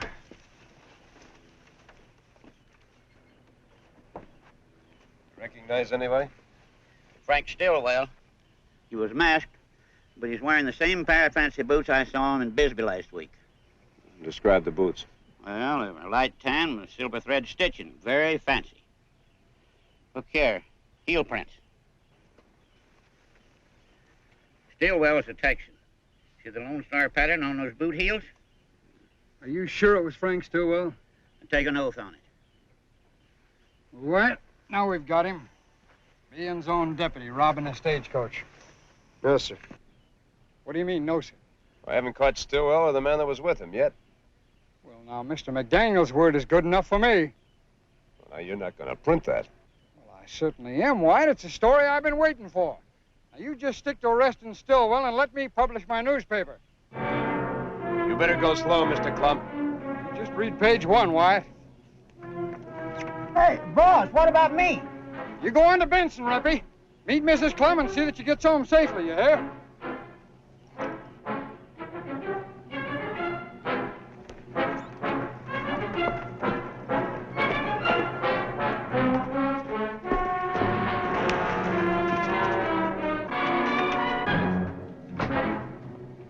Mr. Soren.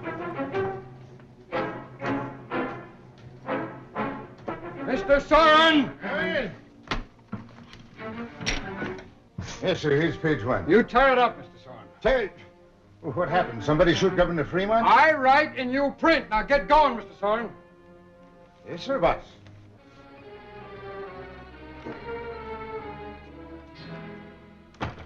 Wyatt, have you seen this? Yes. What can John prove what he wrote? Well, I don't know. Bean's going to sue. Judge Spicer will be here tonight. Doesn't give me much time. But he can't afford to pay a judgment. We all tried to get him to hold on to his temper. This means he'll lose the newspaper, doesn't it? Probably. Unless I can find Frank Stillwell. Stillwell, is that the deputy that he wrote about? Yeah. Well, he just came into town not half an hour ago with Pete Spence. You sure? They pulled up in front of the Birdcage Saloon. Excuse me. Well, it appears to be in good working order to me. What about a drink, Shotgun? Yeah. Give me the usual sarsaparilla. And put a right smart ice in it, will you? You bet. Want one for Roscoe, too? No, not today. He's got the colic. Is Roscoe another one of Erb's deputies? No, he's my mule. You trying to make a joke? I don't joke about Roscoe. I wouldn't take it kindly if you used to make small of him, mister. Lay off, Pete.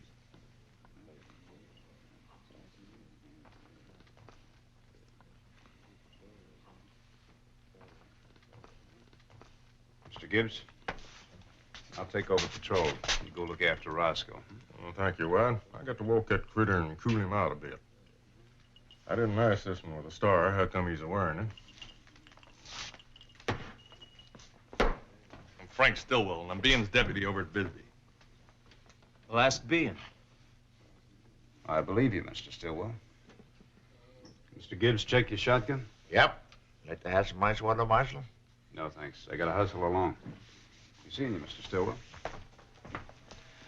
Sarsaparilla and ice water. Shut it. We're in the clear. We keep it that way. Criminal libel, that's what it is. Yes, but Sheriff Don't Bean... yes but me. Now, you go draw up the papers. You know what I want you to do. Get out, Bates. Oh, Marshal, won't you talk to the sheriff?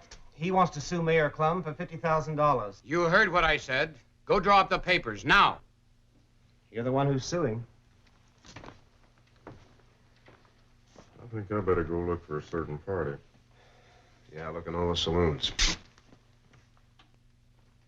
Who you saw at, Johnny? As if you didn't know. Now, if I were you, I wouldn't sue Mr. Clum. He just might prove it on you. No deputy of mine is a stage robber, and I didn't plot to murder Clum.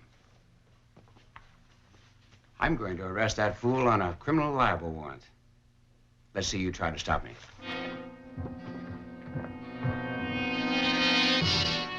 This defendant willfully, maliciously libeled Sheriff Bean. By the evidence of this newspaper, Mr. Clum accused Sheriff Bean of appointing a road agent as his deputy, and by implication connected him with an alleged attempt on Mr. Clum's life. We therefore ask that the court rule for the plaintiff in the civil libel action, and that Mr. Clum be remanded to jail pending sentence for criminal libel. Mr. Clum. Yes, Your Honor. The only defense a newspaperman has against an action of this kind is to prove that his newspaper told the truth. Now, do you have any evidence to support your charges against Sheriff Bean? Well, I haven't had time to verify all of my evidence, Your Honor. Sheriff Bean arrested me just this afternoon. However, Marshal Earp is working on the case right now. He has no proof. He printed lies. Lies! Sit down, sir. Now, Mr. Clum, a newspaper has no right to accuse anyone of a felony unless it is prepared to offer substantial proof. Now... The court, please. Yes, Mr. Earp. This is Mr. Frank Stillwell, appointed deputy sheriff by Sheriff Bean. At the robbery today, I saw prints of these heels. Mr. Clum, Mr. Gibbs, and I can testify as having seen the prints. This gentleman here will testify that he changed these heels for Mr. Stillwell. Mr. Stillwell is now wearing low heels, new ones, as the court can see. Sheriff Bean, Mr. Earp has produced strong circumstantial evidence that your deputy, Mr. Stillwell, did take part in that stage robbery. A pair of boot heels. More than that, Your Honor. I can produce Levi McDaniel, driver of the stage. Mr. McDaniel is prepared to positively identify Mr. Stillwell as being at the robbery. I can't help it if one of my deputies goes wrong. You appointed him. You even defended him until the weight of evidence began to frighten you. It is the advice of this court that you drop your charges against Mr. Clum. If you take this case before a jury, you may be found guilty of collusion, and a charge of malfeasance in office would then be in order. Now, what do you say? I'll drop the charges.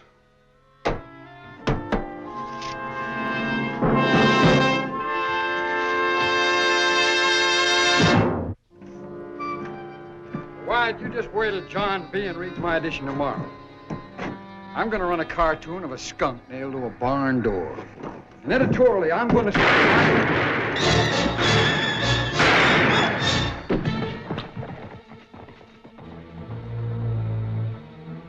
Editorially, you were going to say? That he's a knave, a poltroon, and a double-dealing scoundrel. Such as John Bean, and such as he is, my newspaper will always fight. That's what I'm going to say editorially. John Clum, fighting editor.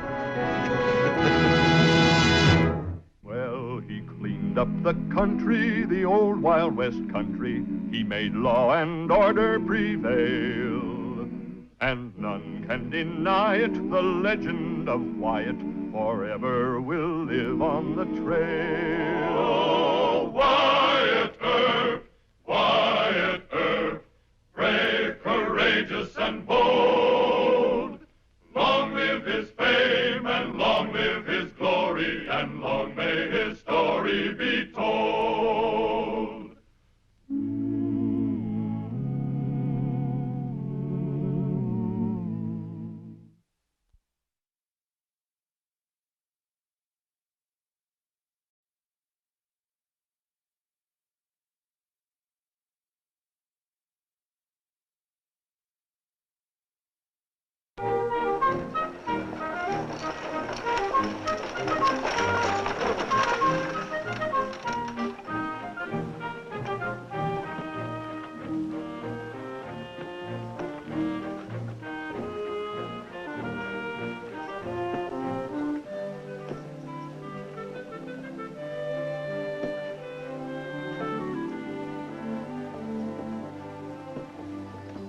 me two.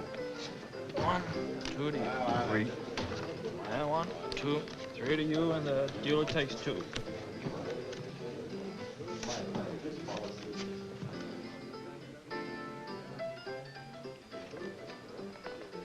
Bet 5. Pardon me, Mr. Dance. Yeah? May I speak to you, please? Well, go ahead, Grandpa. Talk. I think perhaps you'd rather this would be private. Why? Who are you? My name is Waggoner. Perhaps you remember me? 20 to you, Kurt.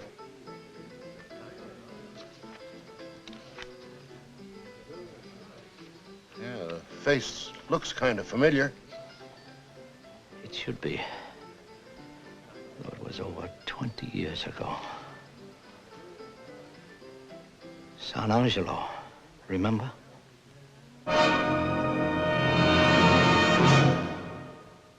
Oh, Wyatt Earp, brave, courageous, and bold. Long live his fame, and long live his glory, and long may his story be told. The Life and Legend of Wyatt Earp, starring Hugh O'Brien.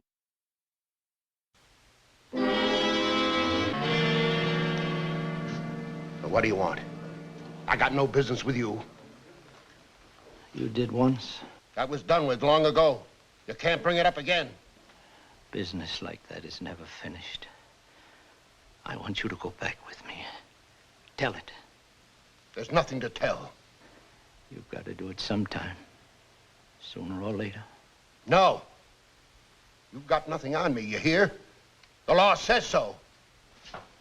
Don't ever come near me again, or I'll... What do you do, Dance?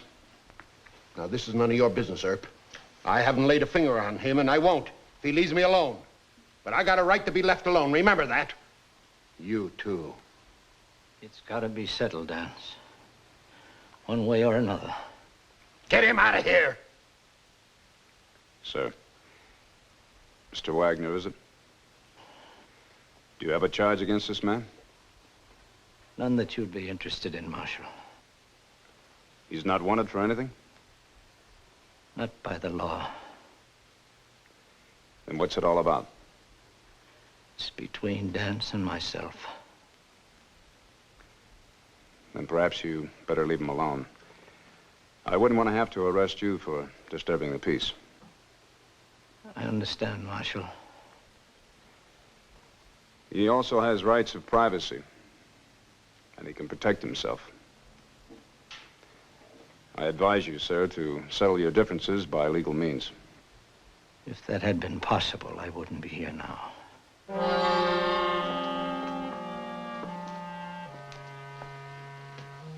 Anything you want to tell me, Dance? No, there's nothing to tell. He's just imagining. But you keep him away from me, or there'll be trouble.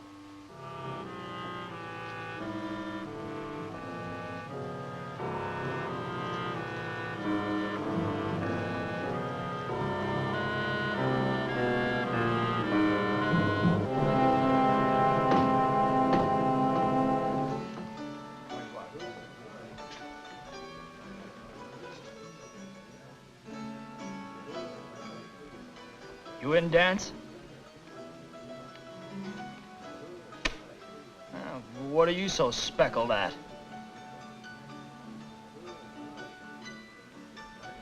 The old man, still staring. Sure is. And if looks could kill. How can he just sit there, hour after hour, and just stare? Don't he ever get enough? No. But I've had enough.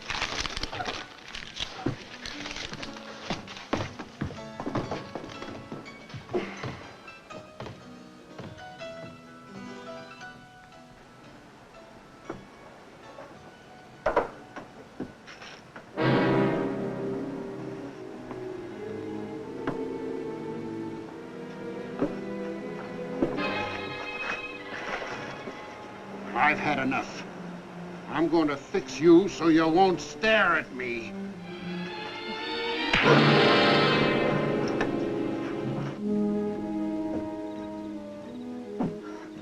Evening, Wyatt. Oh, howdy, John. Where you headed? Home to bed. Yeah, that's where I wish I were. Your paper all made up? Yep. All the news and stories I can scratch up. That is, unless you're holding out on me. Not a chance. Come on, have some coffee with me. Oh, now, Wyatt. Coffee's no kind of a nightcap to offer a tired editor. You kind of Hey, Wyatt! What's the trouble? That old man's been beat up pretty bad, Wyatt. We got him down to Miss Nellie's. Looks like I get a story instead of coffee after all. Where's Kurt Dance? He's in a game over at the Alhambra. Well, you go get him. Bring him to Miss Nellie's.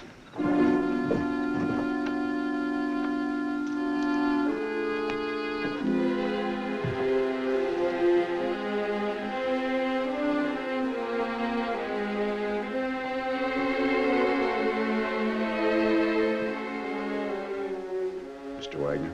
Wyatt. That gentleman is Judge Wagner from San Angelo. That's right, young man. You know me. Yes, sir. You don't remember me, do you, Judge?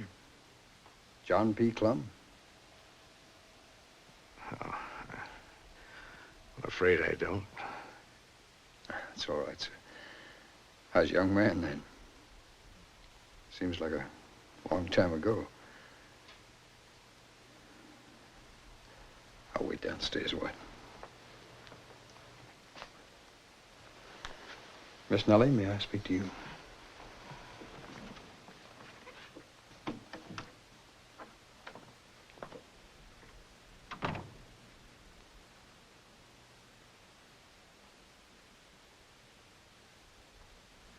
You want to tell me about it now? Nothing to tell. I just had a little misadventure. With whom? It was very dark. I couldn't be sure. Judge Wagner, you expect me to believe that? You can't prove differently. I know. I've heard that plea in court many times. Won't you tell me? Tell you what? Why a judge, one of the most respected judges in the West for 30 years, should get mixed up with a notorious gunman, killer, thief. Why that man isn't dead or behind bars now, it's hard to understand. I know. Well, I want to know all you know about him. You mean well, Marshal, but you only interfere. I'm not a judge any longer. I'm retired. But I have a job to do, and I've got to do it in my own way.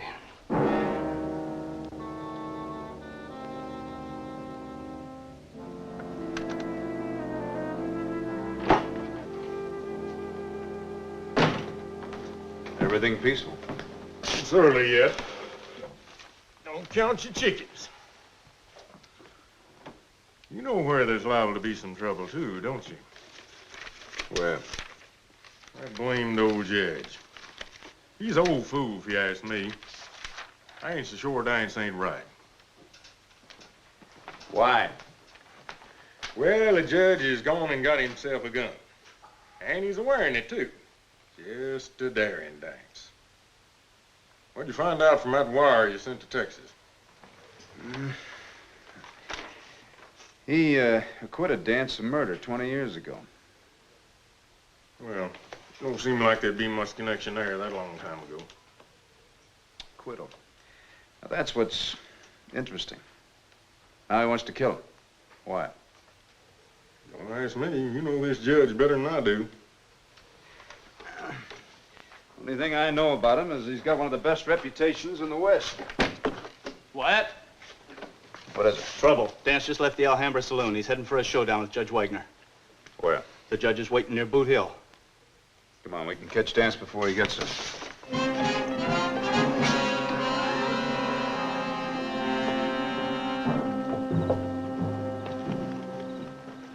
Hold it, Dance. This is where you stop. Now listen, Herb. I didn't ask for this. He's made it so I can't refuse. Now he challenged me open, so I can't be blamed for killing him in a fair fight. A fair fight? An old man who can hardly hold a gun? That's not my fault. He shouldn't have challenged me. Well, you're not going to fight him, fair or any other way. You're going to stay right here. Shotgun, you stick with him. What are you going to do, Wyatt? I'm going to find out exactly what the old man was planning to do. Well, maybe you better lend me your hat, Dance, for just a few minutes. What for? Because for a few minutes, I'm going to be you.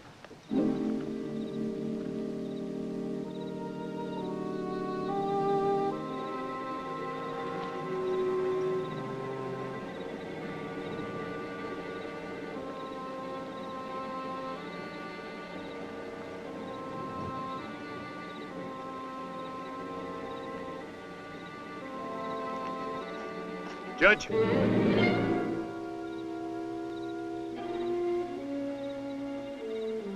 Well?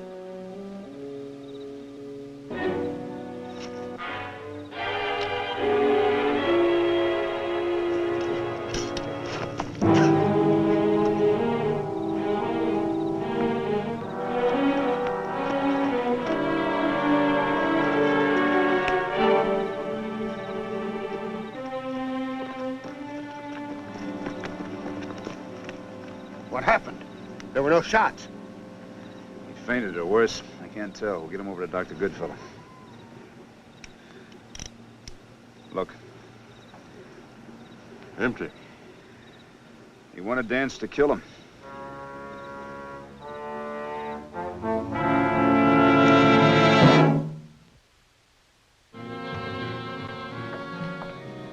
How is he? He's weak, but he's all right. It's just the tension and the excitement. He just fainted. He's an old man, Wyatt, and he's awfully tired. Come on in.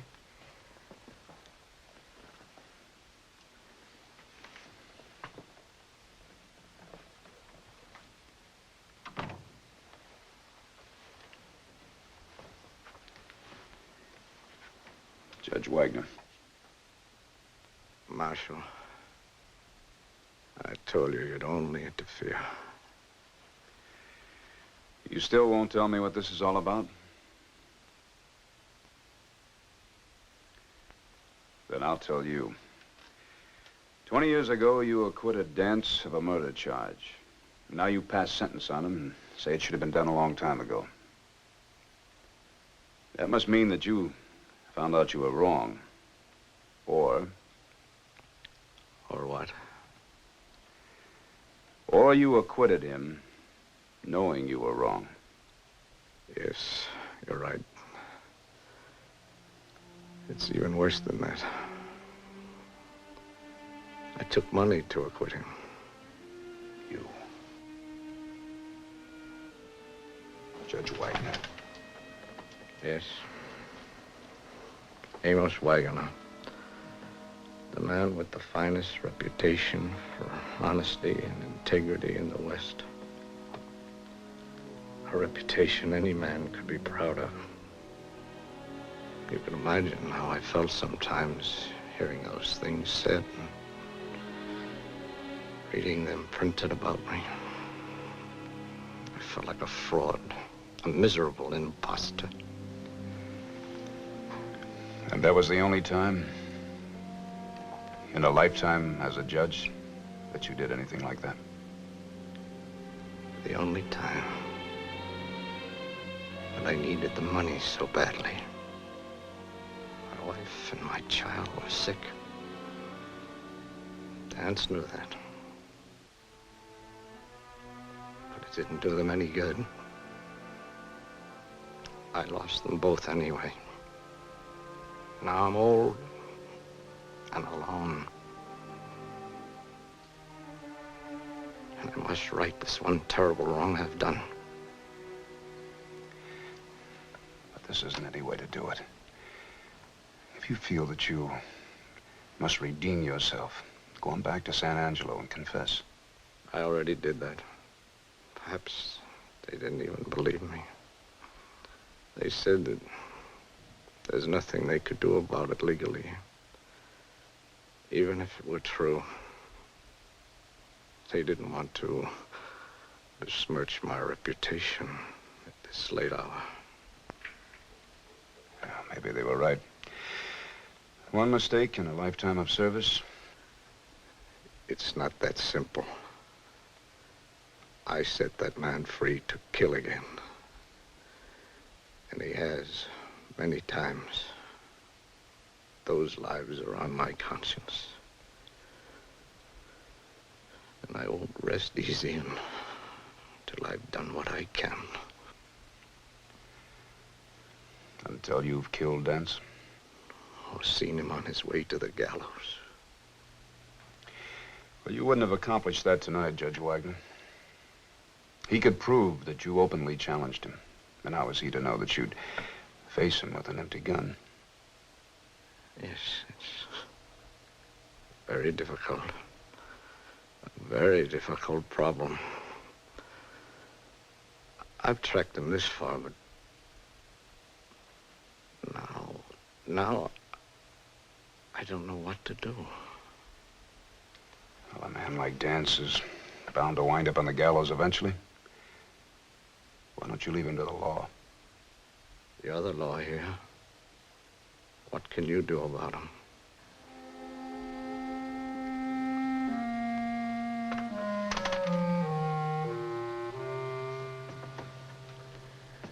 Well, I admit it's a pretty sad situation, Wyatt, but what can you do about it?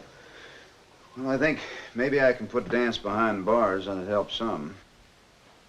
How? He's managed to keep himself out of trouble lately. John, you told me he's been losing pretty steadily at poker. Yeah. Yeah, that he has. And he's getting grumpier all the time. And seedier. Well, the money's got to come from someplace. You ought to be just about right for any kind of illegal deal. Wyatt, you mean a trap? Well, it isn't exactly ethical, but in this case it may be justified. You can just say we put temptation in Mr. Dance's way, and if he falls for the bait, well, that's too bad for him. Well, at least it'd keep him out of the judge's reach for a while. And a while is all we'll need. That's right. I don't think that old man's gonna last too long. All right, this is what we'll do. John, you like a good game of poker, don't you? Oh, I do. Yes, sir. That man's a real fool.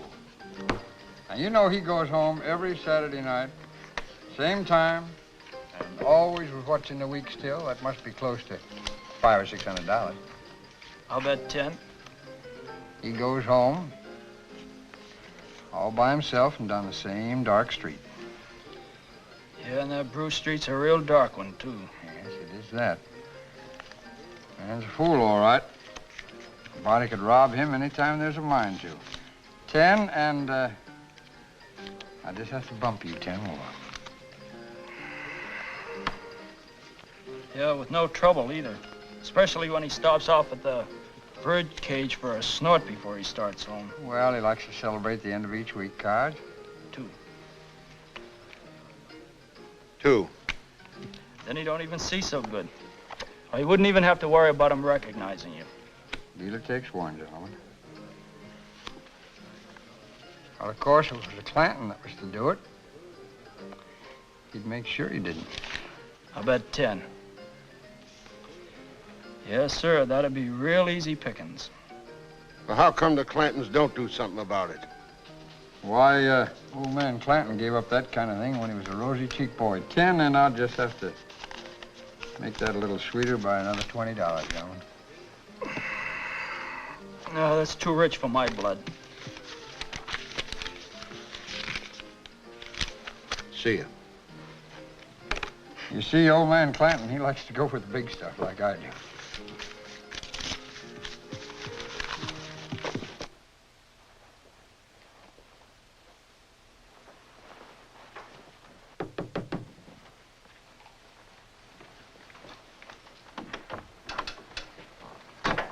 Shotgun. Howdy, Miss Nellie. Wyatt just sent me over to check on the old judge and make sure he's in bed. Where else would he be? He's sound asleep. Yeah, well, that's good. Shotgun, is something going on? Well, I guess you could say so. You know, I wish that old judge never come here, Miss Nellie. Why, what's the matter? Well, Wyatt's took on his troubles. Now he's going to meet Dance. He just might get himself gunned. How do you know? Are you sure? Yes, ma'am, I'm sure. I even know when and where. A little after 9 down on Bruce Street in there first. Why aren't you down there? Well, I'm going. Even though Wyatt told me to keep my nose out of it, said I might gum things up. Well, you get on down there right now. Yes. Don't pay any attention to Wyatt.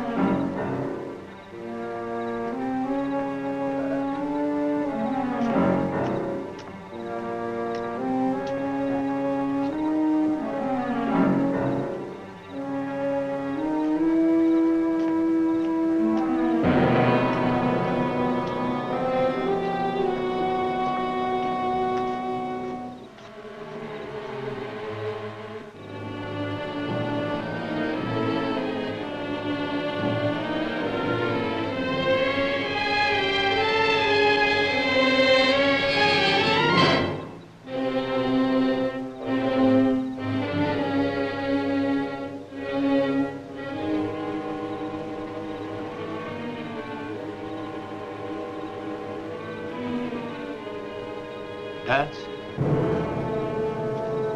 Who is it? It's me, Judge Wagoner. And now I'm going to carry out this sentence. No, no.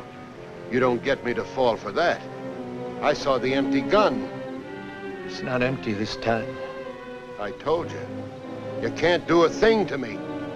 Can't I?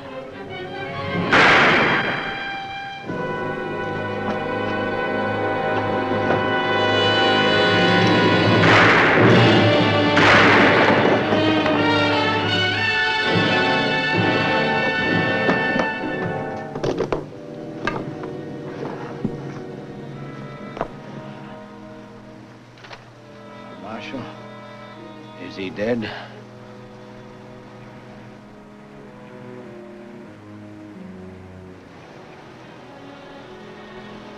Yes, he's dead.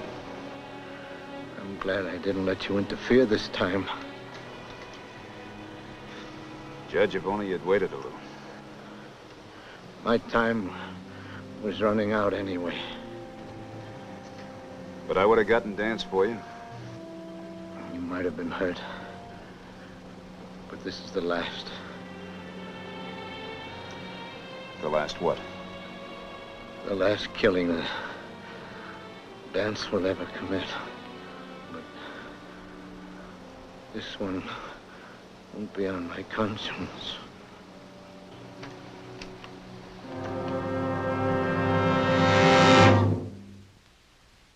Well, he cleaned up the country, the old Wild West country. He made law and order prevail. And none can deny it, the legend of Wyatt forever will live on the trail. Oh, Wyatt Earp, brave, courageous, and bold. Long live his fame, and long live his glory, and long may his story be told. Long may his story be told.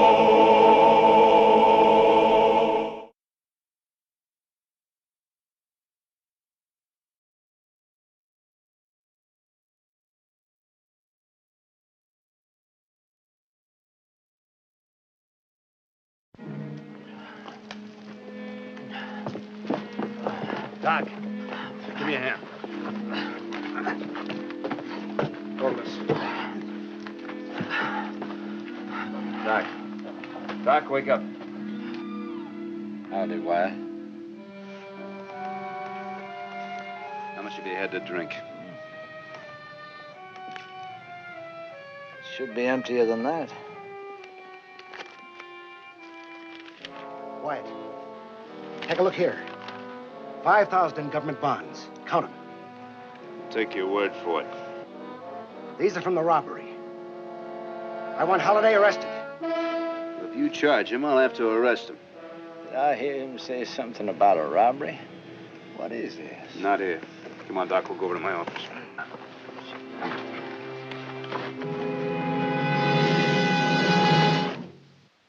Oh, Wyatt Earp, brave, courageous, and bold. Long live his fame, and long live his glory, and long may his story be told. Wyatt had been warned so often about his friendship with Doc Holliday that the warnings merely bored him or increased his loyalty to Doc. But when the Wells Fargo office in Tombstone was robbed of $40,000 and witnesses identified Holliday as one of the robbers, Wyatt's already difficult position in Tombstone became more impossible. Come on, Doc. Let's take a little walk. That's a boy. You want to sit down? Drink some more of this. No. Doc. Doc, try to understand what I'm going to say. 2 men blew the Wells Fargo safe. They got away with $40,000. $40,000. Boy, Wells Fargo must be weeping big brass tears. This isn't funny. You're identified as one of the robbers. I was identified. Witnesses said they seen you. How much did I get? Well, we found 5 $1,000 government bonds in your saddlebag. No, it couldn't have been me. Now, if there were 2 robbers and I were one of them, I'd have gotten at least half of that $40,000.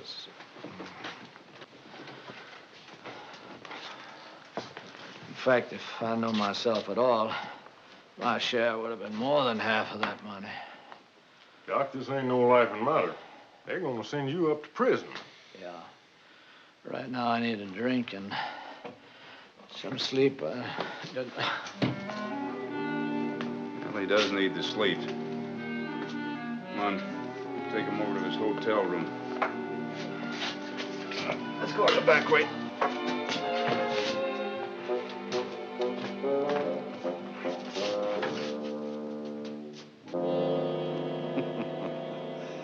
Yes.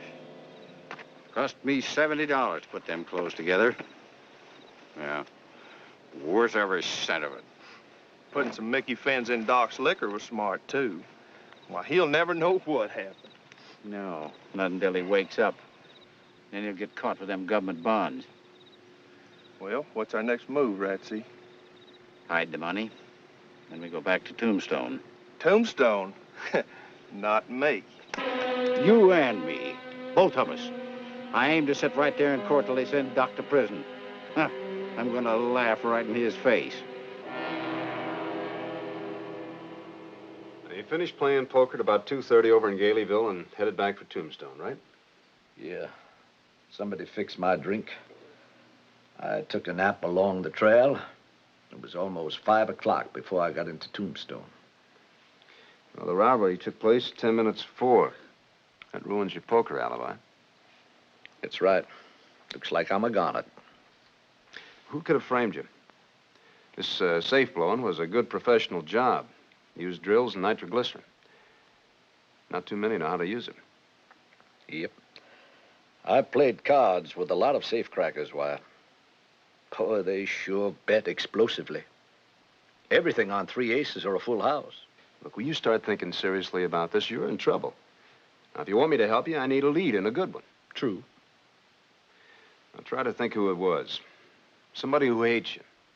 Somebody who's careful enough to time things out just right. And smart enough to copy your clothes. Why, I've made so many enemies over a period of time. It'd take me a long, long time to sort them out.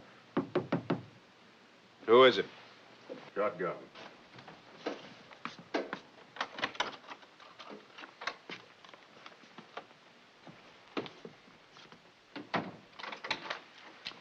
Doc Goodfeller says that it might have been Mickey Fenn's, but he says you're going to have to send it to Kansas City to get a chemical report. It'll take 2 or 3 weeks. Yeah. Mr. Thacker's all head up. He says you're going to have to keep Doc in jail. When's Judge Spicer get in? This evening, I think. Well, I can keep Doc incommunicado for 24 hours. It's none of Thacker's business where I have him. And old man Clinton's sitting downstairs in the lobby waiting for you. He's mighty head up, too. Clinton? What about? Didn't say. Oh, Doc, Blinky Davis sent that there package to you. Said him and the boys all chipped in. They want you to get the best lawyer in town. Blinky said he'd supply all the witnesses you need. Blinky Davis, that wonderful conniver. Well, there must be $3,000 here, Wyatt. Every hoodlum in town must have chipped in. A love that passeth all understanding, Wyatt. I need a sharp lawyer and 10 good witnesses who don't care how they perjure themselves. You can't pull that on Judge Spicer. Well, they're trying to frame him. You can call me as a character witness. Thank you, Gibbs. Now, wait a minute. I'm a marshal and an officer of the court. You can't rig a defense. Doc, I told you before, this is not a funny matter. Now, you could get 20 years. Take it easy, Wyatt. I'm going to be my own lawyer. Shotgun, return this cash with my thanks. Well, if you say so, Doc. Wyatt, you better find out why old man Clanton's a raring so. Maybe he knows something. Maybe he does. You stay here with Doc. Don't let him drink anything. I want him to think about who framed him.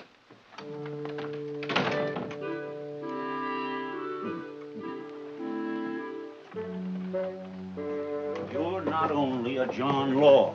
You're a thick-headed, sanctimonious John Law. But I'm sorry you feel that way, Mr. Clanton. You know blame well Doc Holliday ain't no thief. Why, he cleaned out the Figaro game and the poker game at Galeyville last night. He had any money on him, he won it honest. Well, he was framed, Mr. Clanton. Framed? That's right. 2 men pulled that job. One of them was dressed like Doc. They spiked his liquor and planted stolen government bonds on him. Why, that's the lowest down trick I ever heard of. Doc's your friend. You letting them get away with this? I haven't got any leads yet. Typical John Law hogwash. I'm going to get a list of the names of the men that Doc has had trouble with. That may lead us somewhere. Yeah, you get them names, but don't bother with the killed ones, just the ones that got back on their feet and started hating him. Why are you so interested in Doc? Well, there's only 2 people in this town I got any use for, Miss Nellie Cashman and Doc Holliday. And I ain't letting no passel of safe-cracking hoodlums frame Doc. Doc has got more friends than he thought he had. You send me them names, and then keep out of my way. Go sit in the shade and polish that tin star. I'll do some real police work. Get out!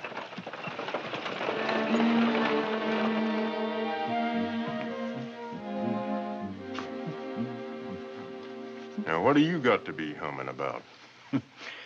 This affair amuses me, Mr. Gibbs. A term in prison makes you smile, does it? Yep. Do you know the meaning of the word irony, Gibbs? Nope.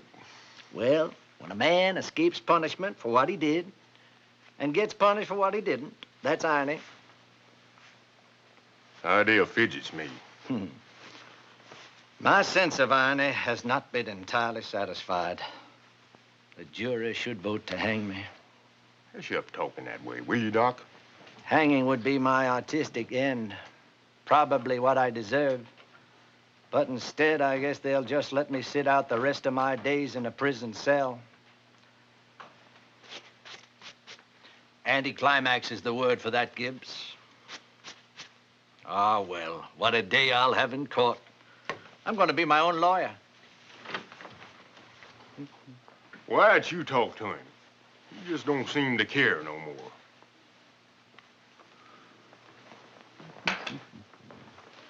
Wyatt, do you think that old man Clanton framed me? No, he wants to help you. That's incredible. First Blinky Davis, and now old man Clanton wants to help me. The reward of a misspent life. Change your tune, Doc. You're a friend of mine. What happens to you, I'm serious about. All right. You name the tune. You sit down. Make out that list of all the men that you've tangled with. The dead ones, too? No, just the survivors. Now, think hard. I want the time, places, names, everything you can think of.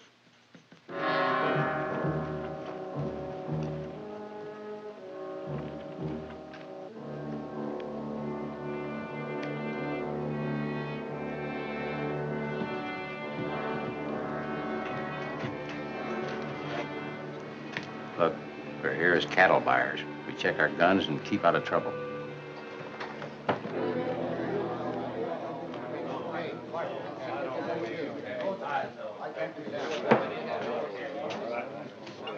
Two over here, bartender.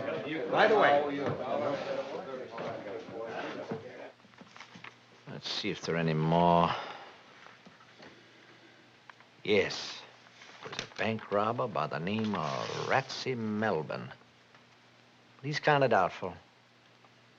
Doubtful? Mm-hmm. I shot at him in Van Horn, Texas, about 4 or 5 years ago. Well, why doubtful? Well, I think he died. There wasn't time to make sure.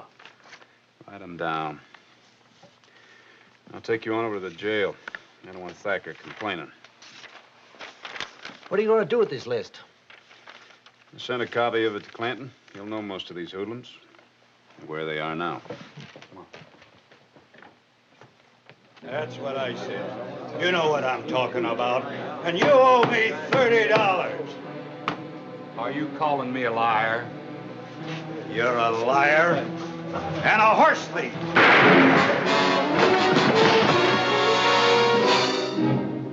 We were just standing talking, having a drink, and he got in an argument because I just asked him for some money he owed me.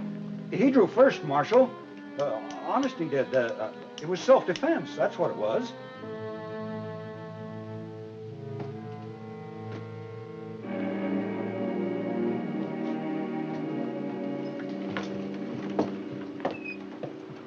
My friend, do you know old man Clanton?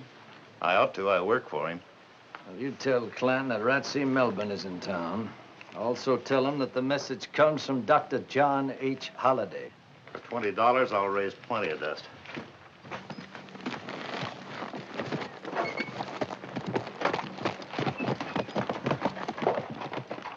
The other one died. Yeah, I thought I told you to wait in the jail. You did?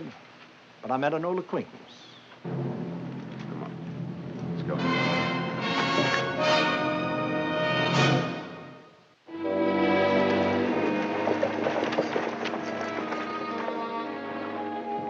Evening, Wyatt. Howdy, Judge. Looks like you had an explosion at the Wells Fargo office. Yes, sir, we did. I'd like to talk to you about it. All right. Supper can wait.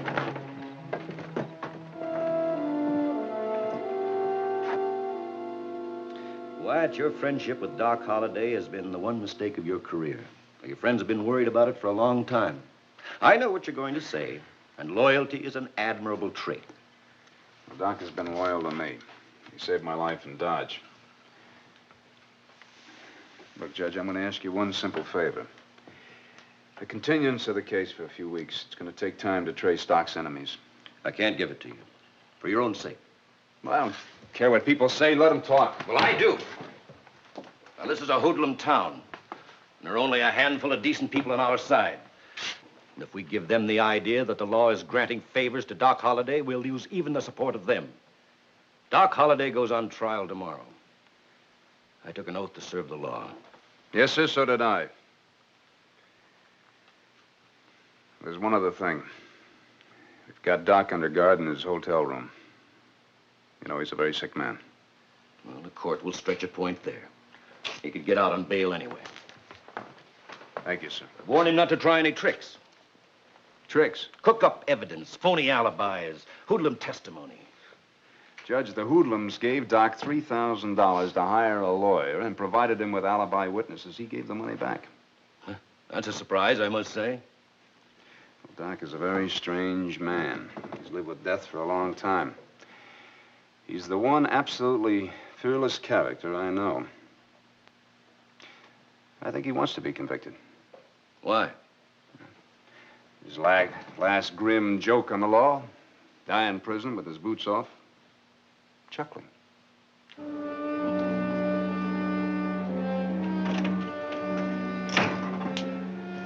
I reckon you boys know the job we got to do. Ratsy Melvin framed Doc Holliday, and I aim to catch up with Ratsy and make him tell the truth. Wyatt Earp couldn't do that in 100 years. Takes the Clantons, by Joe, to see that justice is done. We're going to Tombstone. Doc? One moment. Now, sir? I just talked to Judge Spicer. You go on trial in the morning. All right. Your move. Wait a minute. Now, Spicer isn't going to be prejudiced, but he's going to be tough.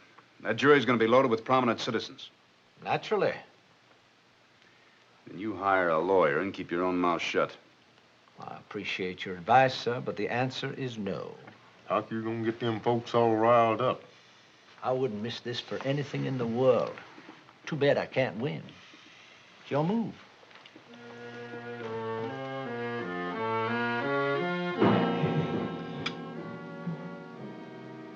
You know, this is really living, Hoss. Yes, sir. In about 2 hours, we'll be sitting at Doc's trial. You know, I bet Doc gets 20 years. Yeah, well, 10 years will be enough. He can't live that long in prison. See who that is. Who is it? N.H. Clanton, open up. It's old man Clanton. Let him in. What's the idea? You low-down, wicked scum. What'd I do to you? Framing Doc Holliday, you ought to be killed right here. Oh, Walt, you're a good one to be lecturing me, you cattle-rustling old buzzard. Take him. I never framed nobody in my whole life. It takes a mean criminal type like you, Ratsy, to even think of such a skunky trick. Who says I framed Doc? I say it. And before we're finished, you'll say it. Right out in court. You think so? Take him out the back way. Livery stable's more private. If I was you, Ratsy, I'd talk. You ain't me. All right, swing him. Let's go.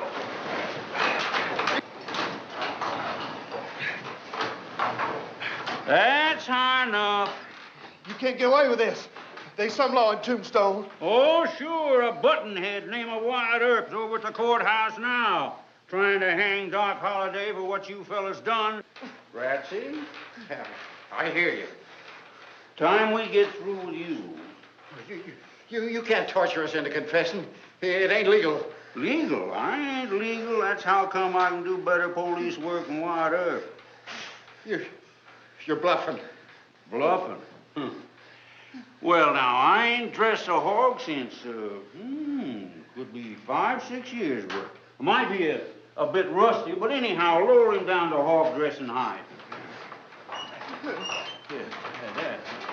That's good, that's good. Now, let's... Don't, I give up. Ratsy's gave the whole thing. All right, boys, let the horse down. We'll start on Ratsy.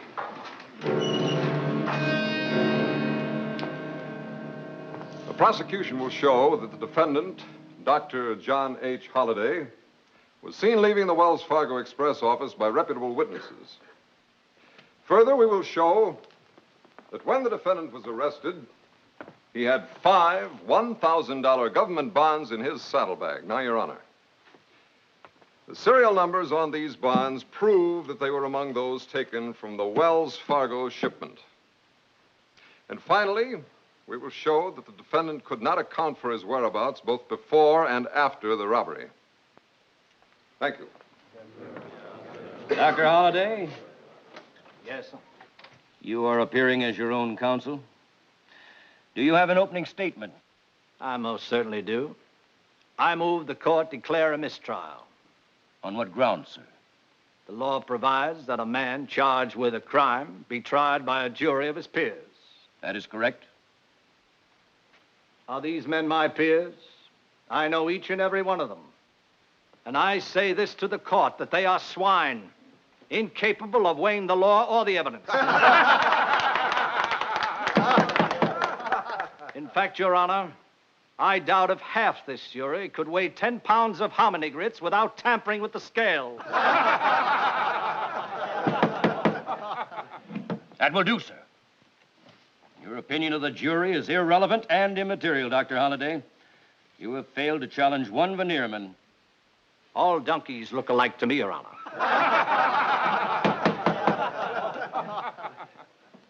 And speaking of donkeys, I should like to refresh the court's memory of what Peter the Great said about lawyers. The court is not interested. The judge is supposed to be a lawyer, and he should be interested. That's enough. Any further disturbance, and I will clear the court.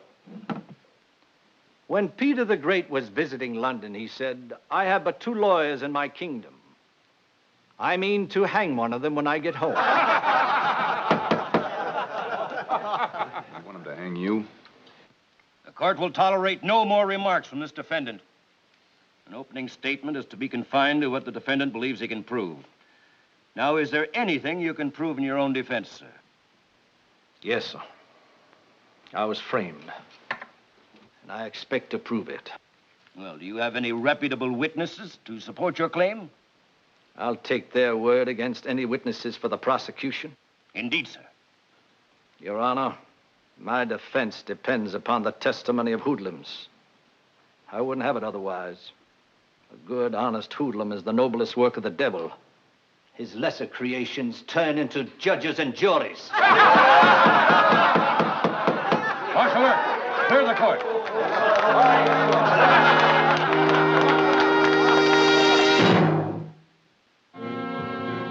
Dr. Holliday, the jury has found you guilty of grand theft. There has been no recommendation for mercy. However, the court is willing to hear medical testimony as to your physical condition, if you choose to present it. My physical condition is excellent, and my spiritual condition is better than any legal blatherskite in this country, including you, sir. Very well. I shall pronounce sentence. What's the meaning of this? Will you hush up? I brung you the 2 varmints what robbed Wells Fargo and framed Doc Holliday. Swear 'em in. They'll tell the truth. Mr. Clanton, have these men been under any duress? Duress? What's that? Have they been manhandled or threatened? Why? How about it, Ratsy? No, sir. We're confessing of our own free will. But you got to keep him away from us until we're safe in prison. Mr. Earp, remove the prisoners. Yes.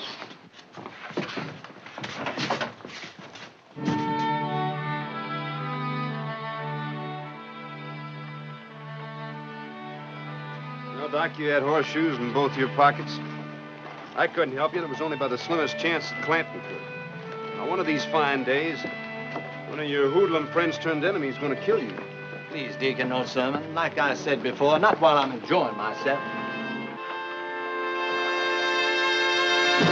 Well, he cleaned up the country, the old Wild West country. He made law and order prevail. And none can deny it, the legend of Wyatt forever will live on the trail. Oh, Wyatt Earp, Wyatt Earp, brave, courageous, and bold. Long live his fame, and long live his glory, and long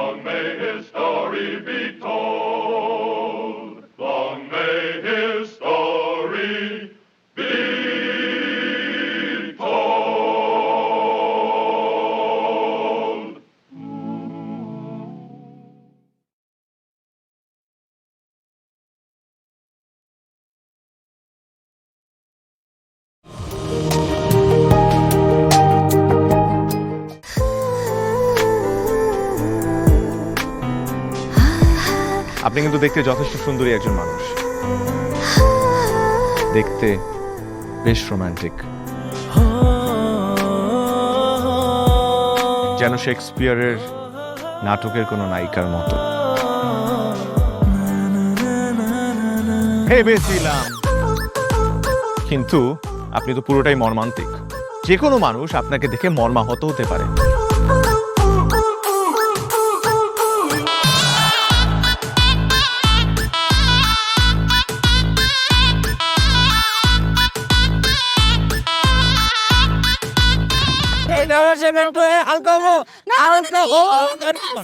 এইখানে গাড়ি থামা। আমার হালকা হতে 1 মাস সময় লেগেছে। আপনার 1 মাস সময় লাগে? আমার হালকা হতে তো 1 মিনিট লাগে।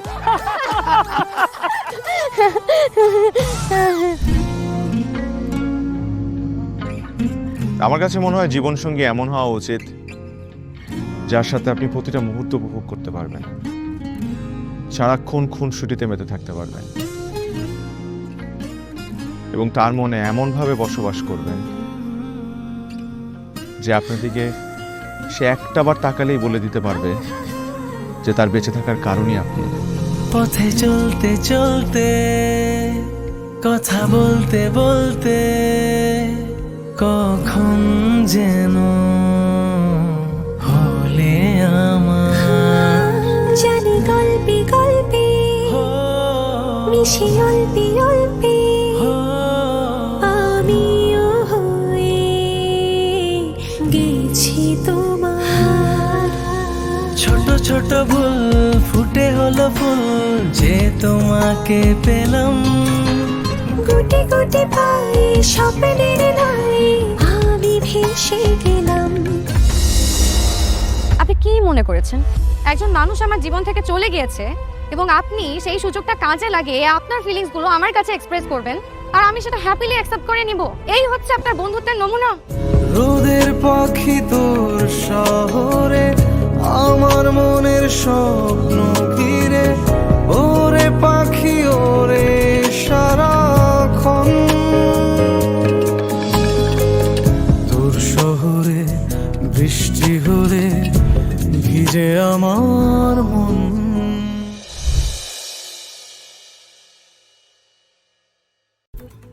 Mày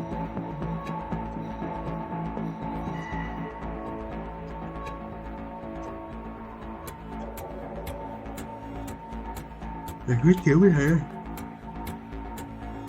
Tôi viết kiểu sự bình chỉnh nhé. Kia na cầm kiếm này.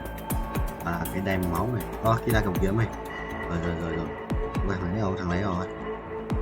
Chuẩn không? Chuẩn không? Chuẩn không?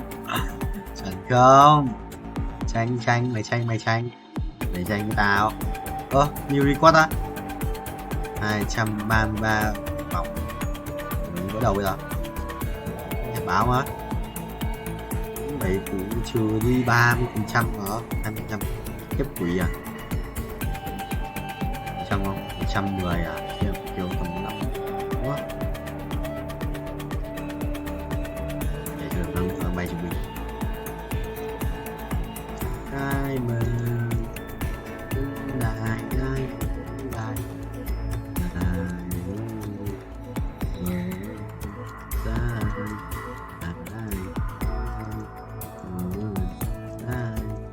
ai mày vậy wow nè rồi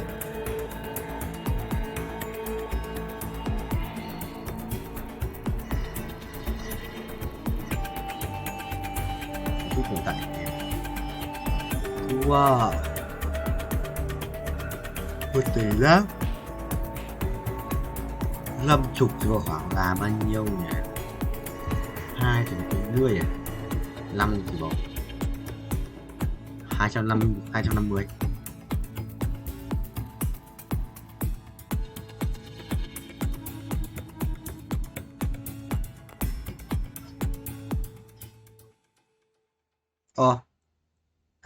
Đủ.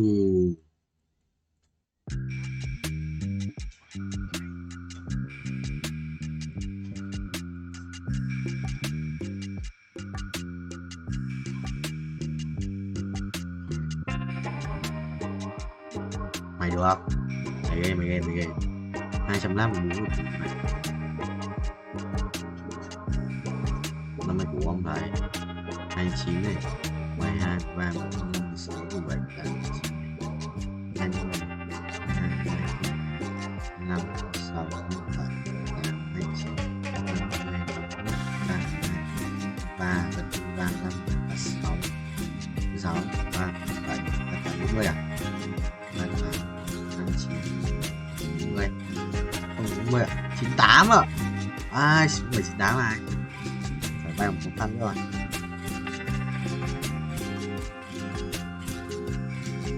What the hell?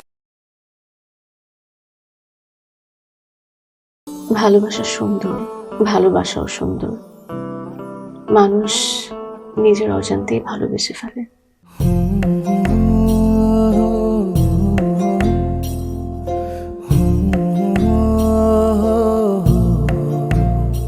আমারও মনে হয় কি জানেন, আপনার মতো জানাশোনা কাউকে না আমার বিয়ে করা উচিত। এটা কি উপলক্ষে? ম্যাডাম ফুলটা গ্রহণ করুন, তারপরে বলতেছি। ভোটার আইডি কার্ডে যার স্বাক্ষরের জায়গায় টিপসই দেয় এখানে কেউ ডাক্তার। এই দুইজনের মধ্যে যে আগে ম্যাডামের মন জয় করতে পারবে ম্যাডাম তার। একদিন না দেখলে তোমায় বন্ধু আন্ধার লাগে সব, তোমার এই প্রেমে এমনই টান। রোগীদের তো ডক্টরের কাছে আসলে ব্যথা কমে যায়, আপনি তো উল্টো হলো কেন? আপনি কি একটু উল্টা? তোমায় ছাড়িয়া যাব মরিয়া, তোমায় ছাড়িয়া যাব মরিয়া, যেও না বন্ধু আমার ভুলিয়া ভুলিয়া। আমার মনে হয় আমার সমস্যা কপালে। ম্যাডাম আমার কপালে নেই, আমার কপালে আছে দাগ।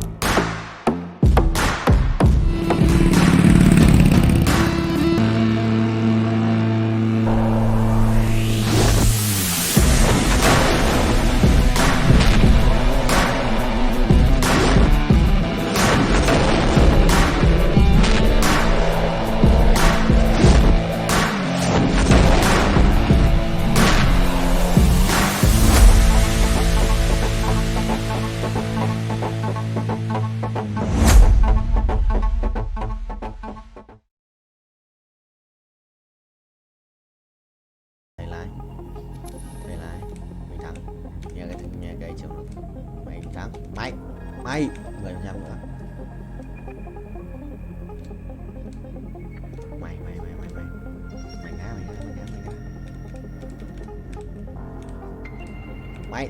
ngá ô không được, đùa tao xuống không xuống 77 ơi, hiểu được rồi. Chọn dấu vậy.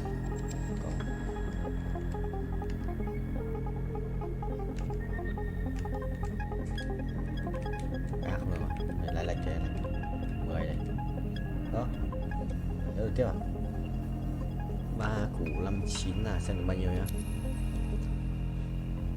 3%, 4,66 cũng được. Át này, sẽ át từ này rồi. Ê, chơi xong rồi, đánh trùng bài rồi, thằng này ấn tử thần ạ. Không sao thầy ơi, mình dồn trước là được. Sử thanh hóa, bắt đầu nói bàn, xong rồi xoay bài tự động. Đấy phải không? Chuẩn chỉ đấy, chuẩn chỉ mà xoay bài tự động.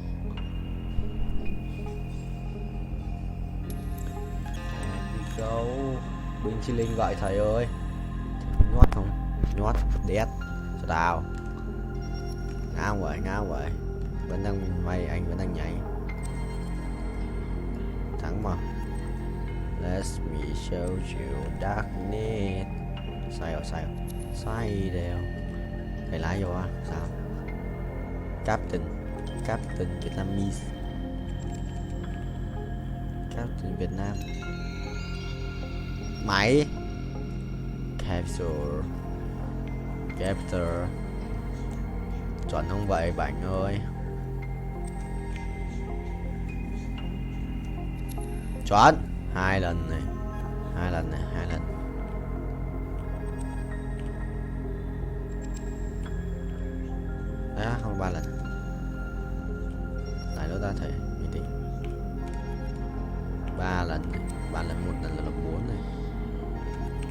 5 lần 5 lần 6 lần 6 lần 6 lần được 6 lần 5 lần rồi 5 chuẩn đi còn một cái cung xanh nữa đây đi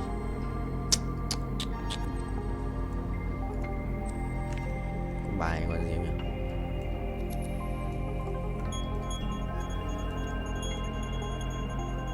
có bài yêu đét Long Vương à yêu đét xong còn nhiều món đấy Xuân vợ thấy chưa chạm đất 49 rồi xong lần này là quay một vòng rồi mình tại không তোমাকে 15 লাখ টাকাই দিতে হবে তুমি যদি দিতে না পারো তোমার বাবাকে কল দাও তোমার যত জমি জিরাত বাড়িতে যা যা আছে এগুলো বেচা হইলো তোমরা আমাদের টাকা পাই পাই করে শোধ করবা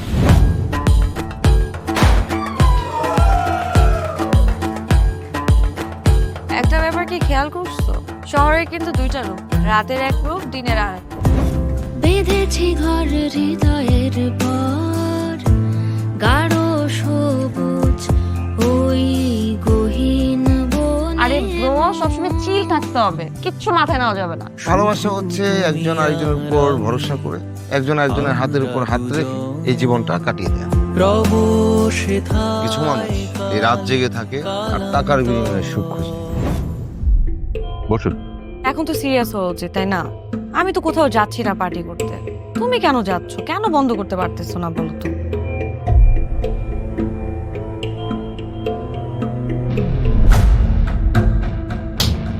কার যে কোথায় সুখ সেটা তার প্রিয় মানুষটাও কখনো জানতে পারে পাশাপাশি তবু যাচ্ছি বিপরীতে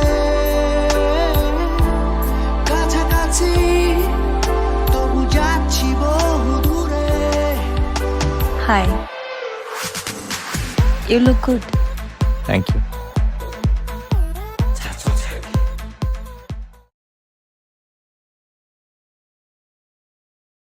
như phi công vậy ok bay cao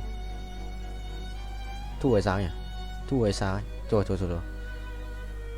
thằng Zena bắn đau lắm Zena 2 đồ rồi chịu Zena Sojin mấy cả cuồng đao đấy hiểu vội vậy chồng 6.8 à vậy sẽ lên 7 ok thằng nào phải đắp cho thờ red mà thôi đừng nói chung với nhau đây mèo mèo mèo mèo mèo mèo mèo mèo mèo mèo mèo mèo trốn mày trốn 5 địch mạnh nghe lắp phần này vào xong mày mạnh địch từ các cái xếp tiền nhé thề thua nữa không là bắn cũng khỏe nhưng mà chúng nó còn quỷ hơn cơ nếu sao gian là 2 đồ đéo chịu được quỷ đó chịu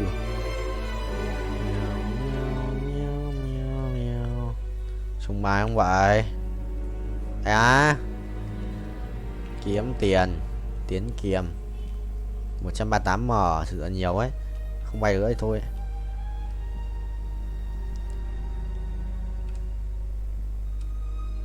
máy đẹp đét 400 mà 2 này 303 thử để mình đi chợ hay sao chưa đến lượt 4 này 117 à? Sẽ là một cái Sojin đi ok quyết định sẽ lấy một cái Sojin đi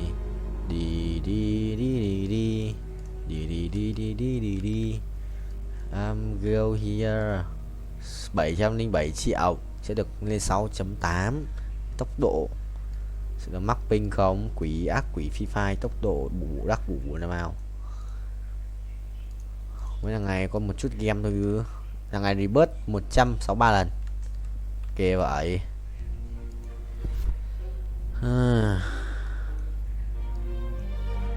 Sojin thì con này hợp lý hơn này nhanh này là con bên kia nhưng mà đợi đồ ác bình tĩnh vội vậy sẽ hấp đủ rồi hả 46 à để nó chỉnh cờ nhót 2 giờ 2008 gì 4 giờ đi học. Chuẩn không?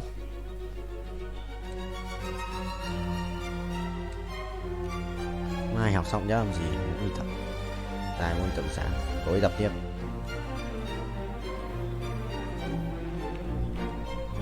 Chuẩn không?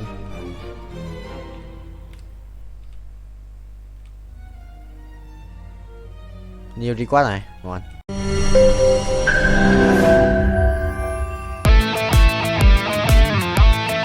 দরকার পড়লে একটা রিকশাওয়ালাকে বিয়ে করবো, তারপর তোকে বিয়ে করতে। তুমি যদি মরে যাও আমি তোমাকেই বিয়ে করব। দেখো দেখো বিয়ে এত সোজা। আমার 5টা কন্ডিশন। কয়টা? 5টা। আমি জেডি সাফায়েত রমরাজন। স্যার এটা তো ভোটার আইডি কার্ড স্যার। বাড়িতেই করবেন নাকি হোটেলে? না না, আপনি যেমনটা ভাবছেন বিষয়টা তা না। ভাই আপনি তো করবেন না। তোমাকে দিয়ে হবে না, আমি জানতাম। শুধু শুধু সময় নষ্ট করো না। ভাই আপনি তো অনন্ত দলিল না যে অসম্ভবকে সম্ভব করে আপনার কাজ। জিমি জিমি জিমি কি হচ্ছে? আচ্ছা আচ্ছা আচ্ছা আঙ্গের একদম বইরা দিমু। যাচ্ছে সব বাইর কর। শর্ত দিয়ে বিয়ে, শর্ত দিয়ে বিয়ে। ভাই যে বয়সে মানুষ গার্লফ্রেন্ডের কামড় খায়, সে বয়সে আপনি কুত্তার কামড় খেয়ে হাসপাতালে ভর্তি হয়েছেন।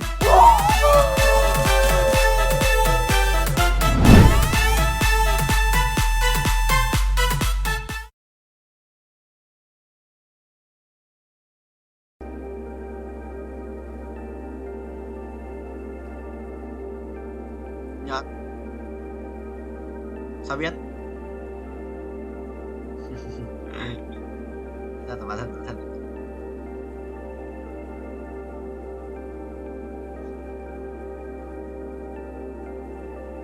Nhớ 12.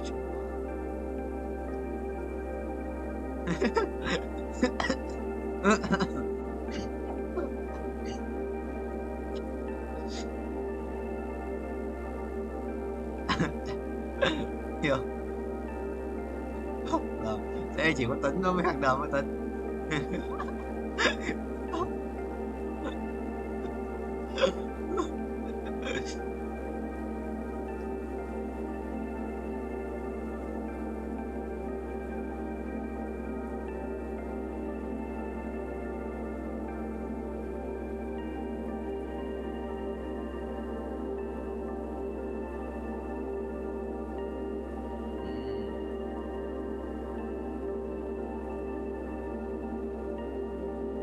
Gặp cái nào được không? Gặp cái nào được?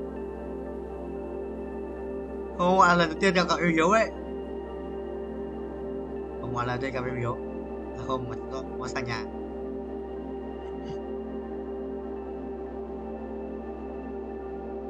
Chắc chắn không gọi? Chắc chắn không?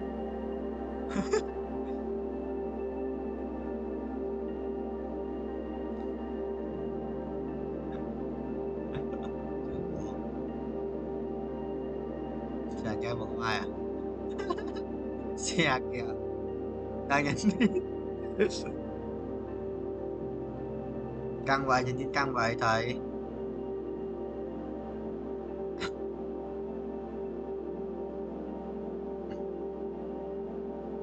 Tao gặp thằng này liên tục vậy.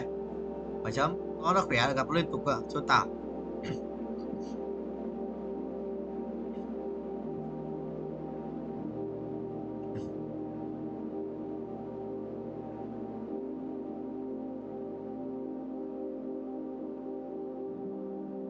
Đó thì là ông dễ vậy. Thằng này đánh cái đéo mà cũng thua liên tục với chôn búa tử thân mà.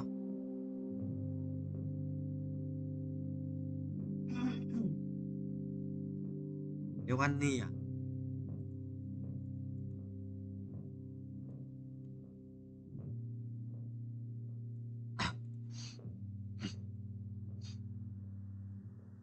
Chắc không à? Không tin. Không tin à?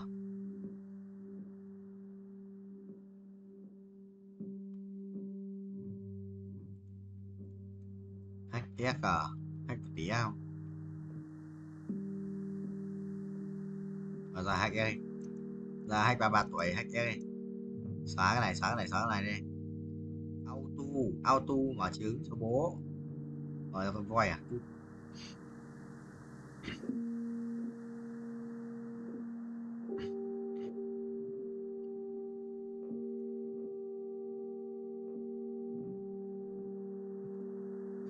Cho broccoli. Năm mặt thiền cút. Rất thế nhỉ?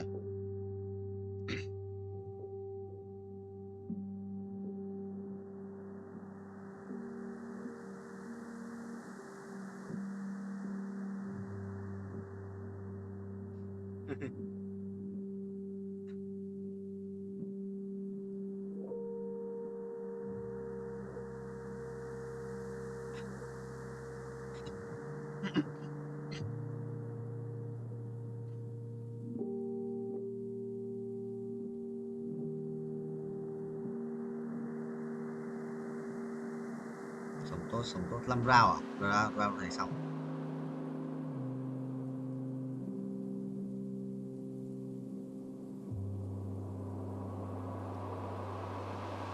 Xóa tiền nhỉ? Xóa tiền không? Cùng max down. Câu 2, câu 1, câu 5, gì thua gì. Tôi dám nhót rồi.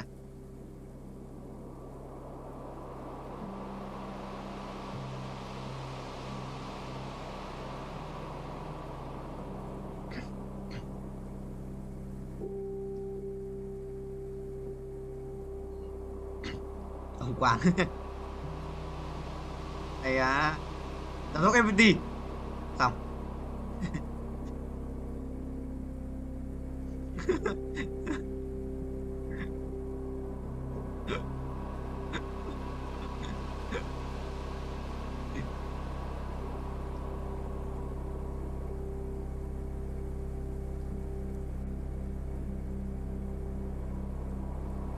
Nó gần tận 43 máu vậy.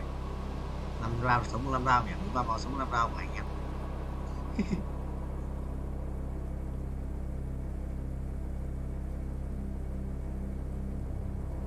Anh nào? Anh nào? Anh nào? Anh nào? Anh nào?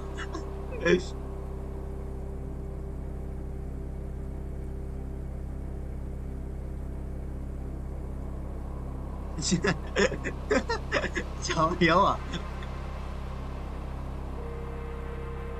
Chú Hiếu TFT.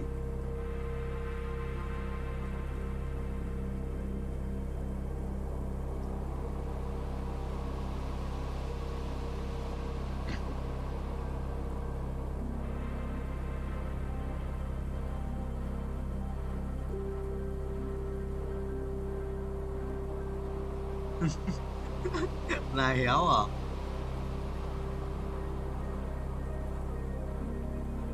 Gì giống ngoài mong.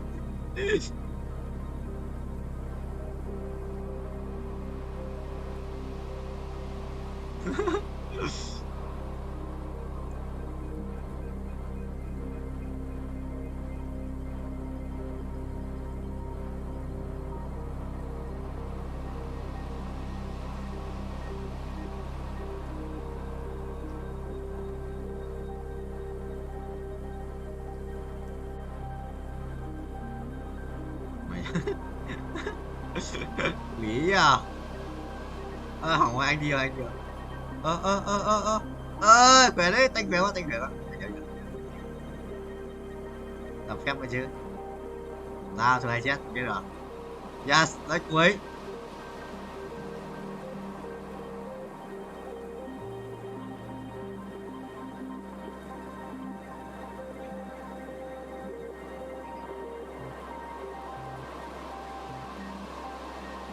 Ui, được rồi.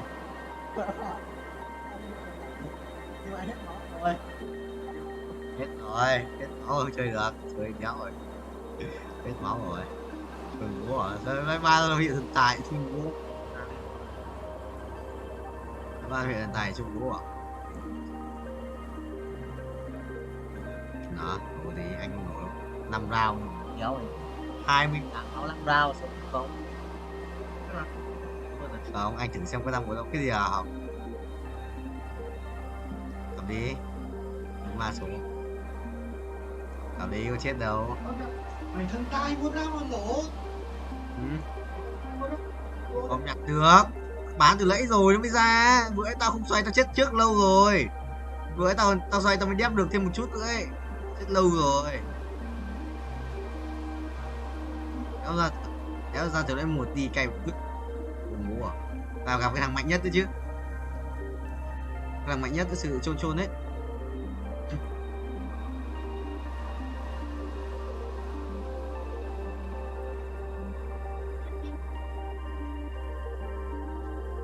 Đi ra từ lấy hai anh đã u rồi đấy.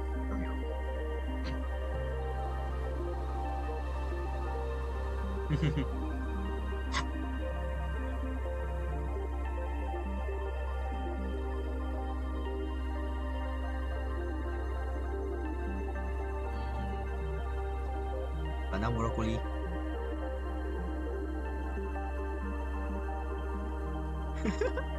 Có hiểu.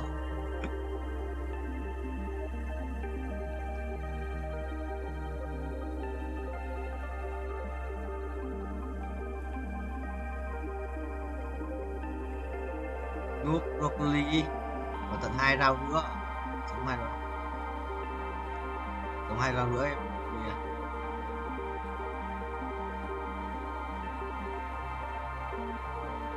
Ai? Ai? Sao mày lại cười nó? À.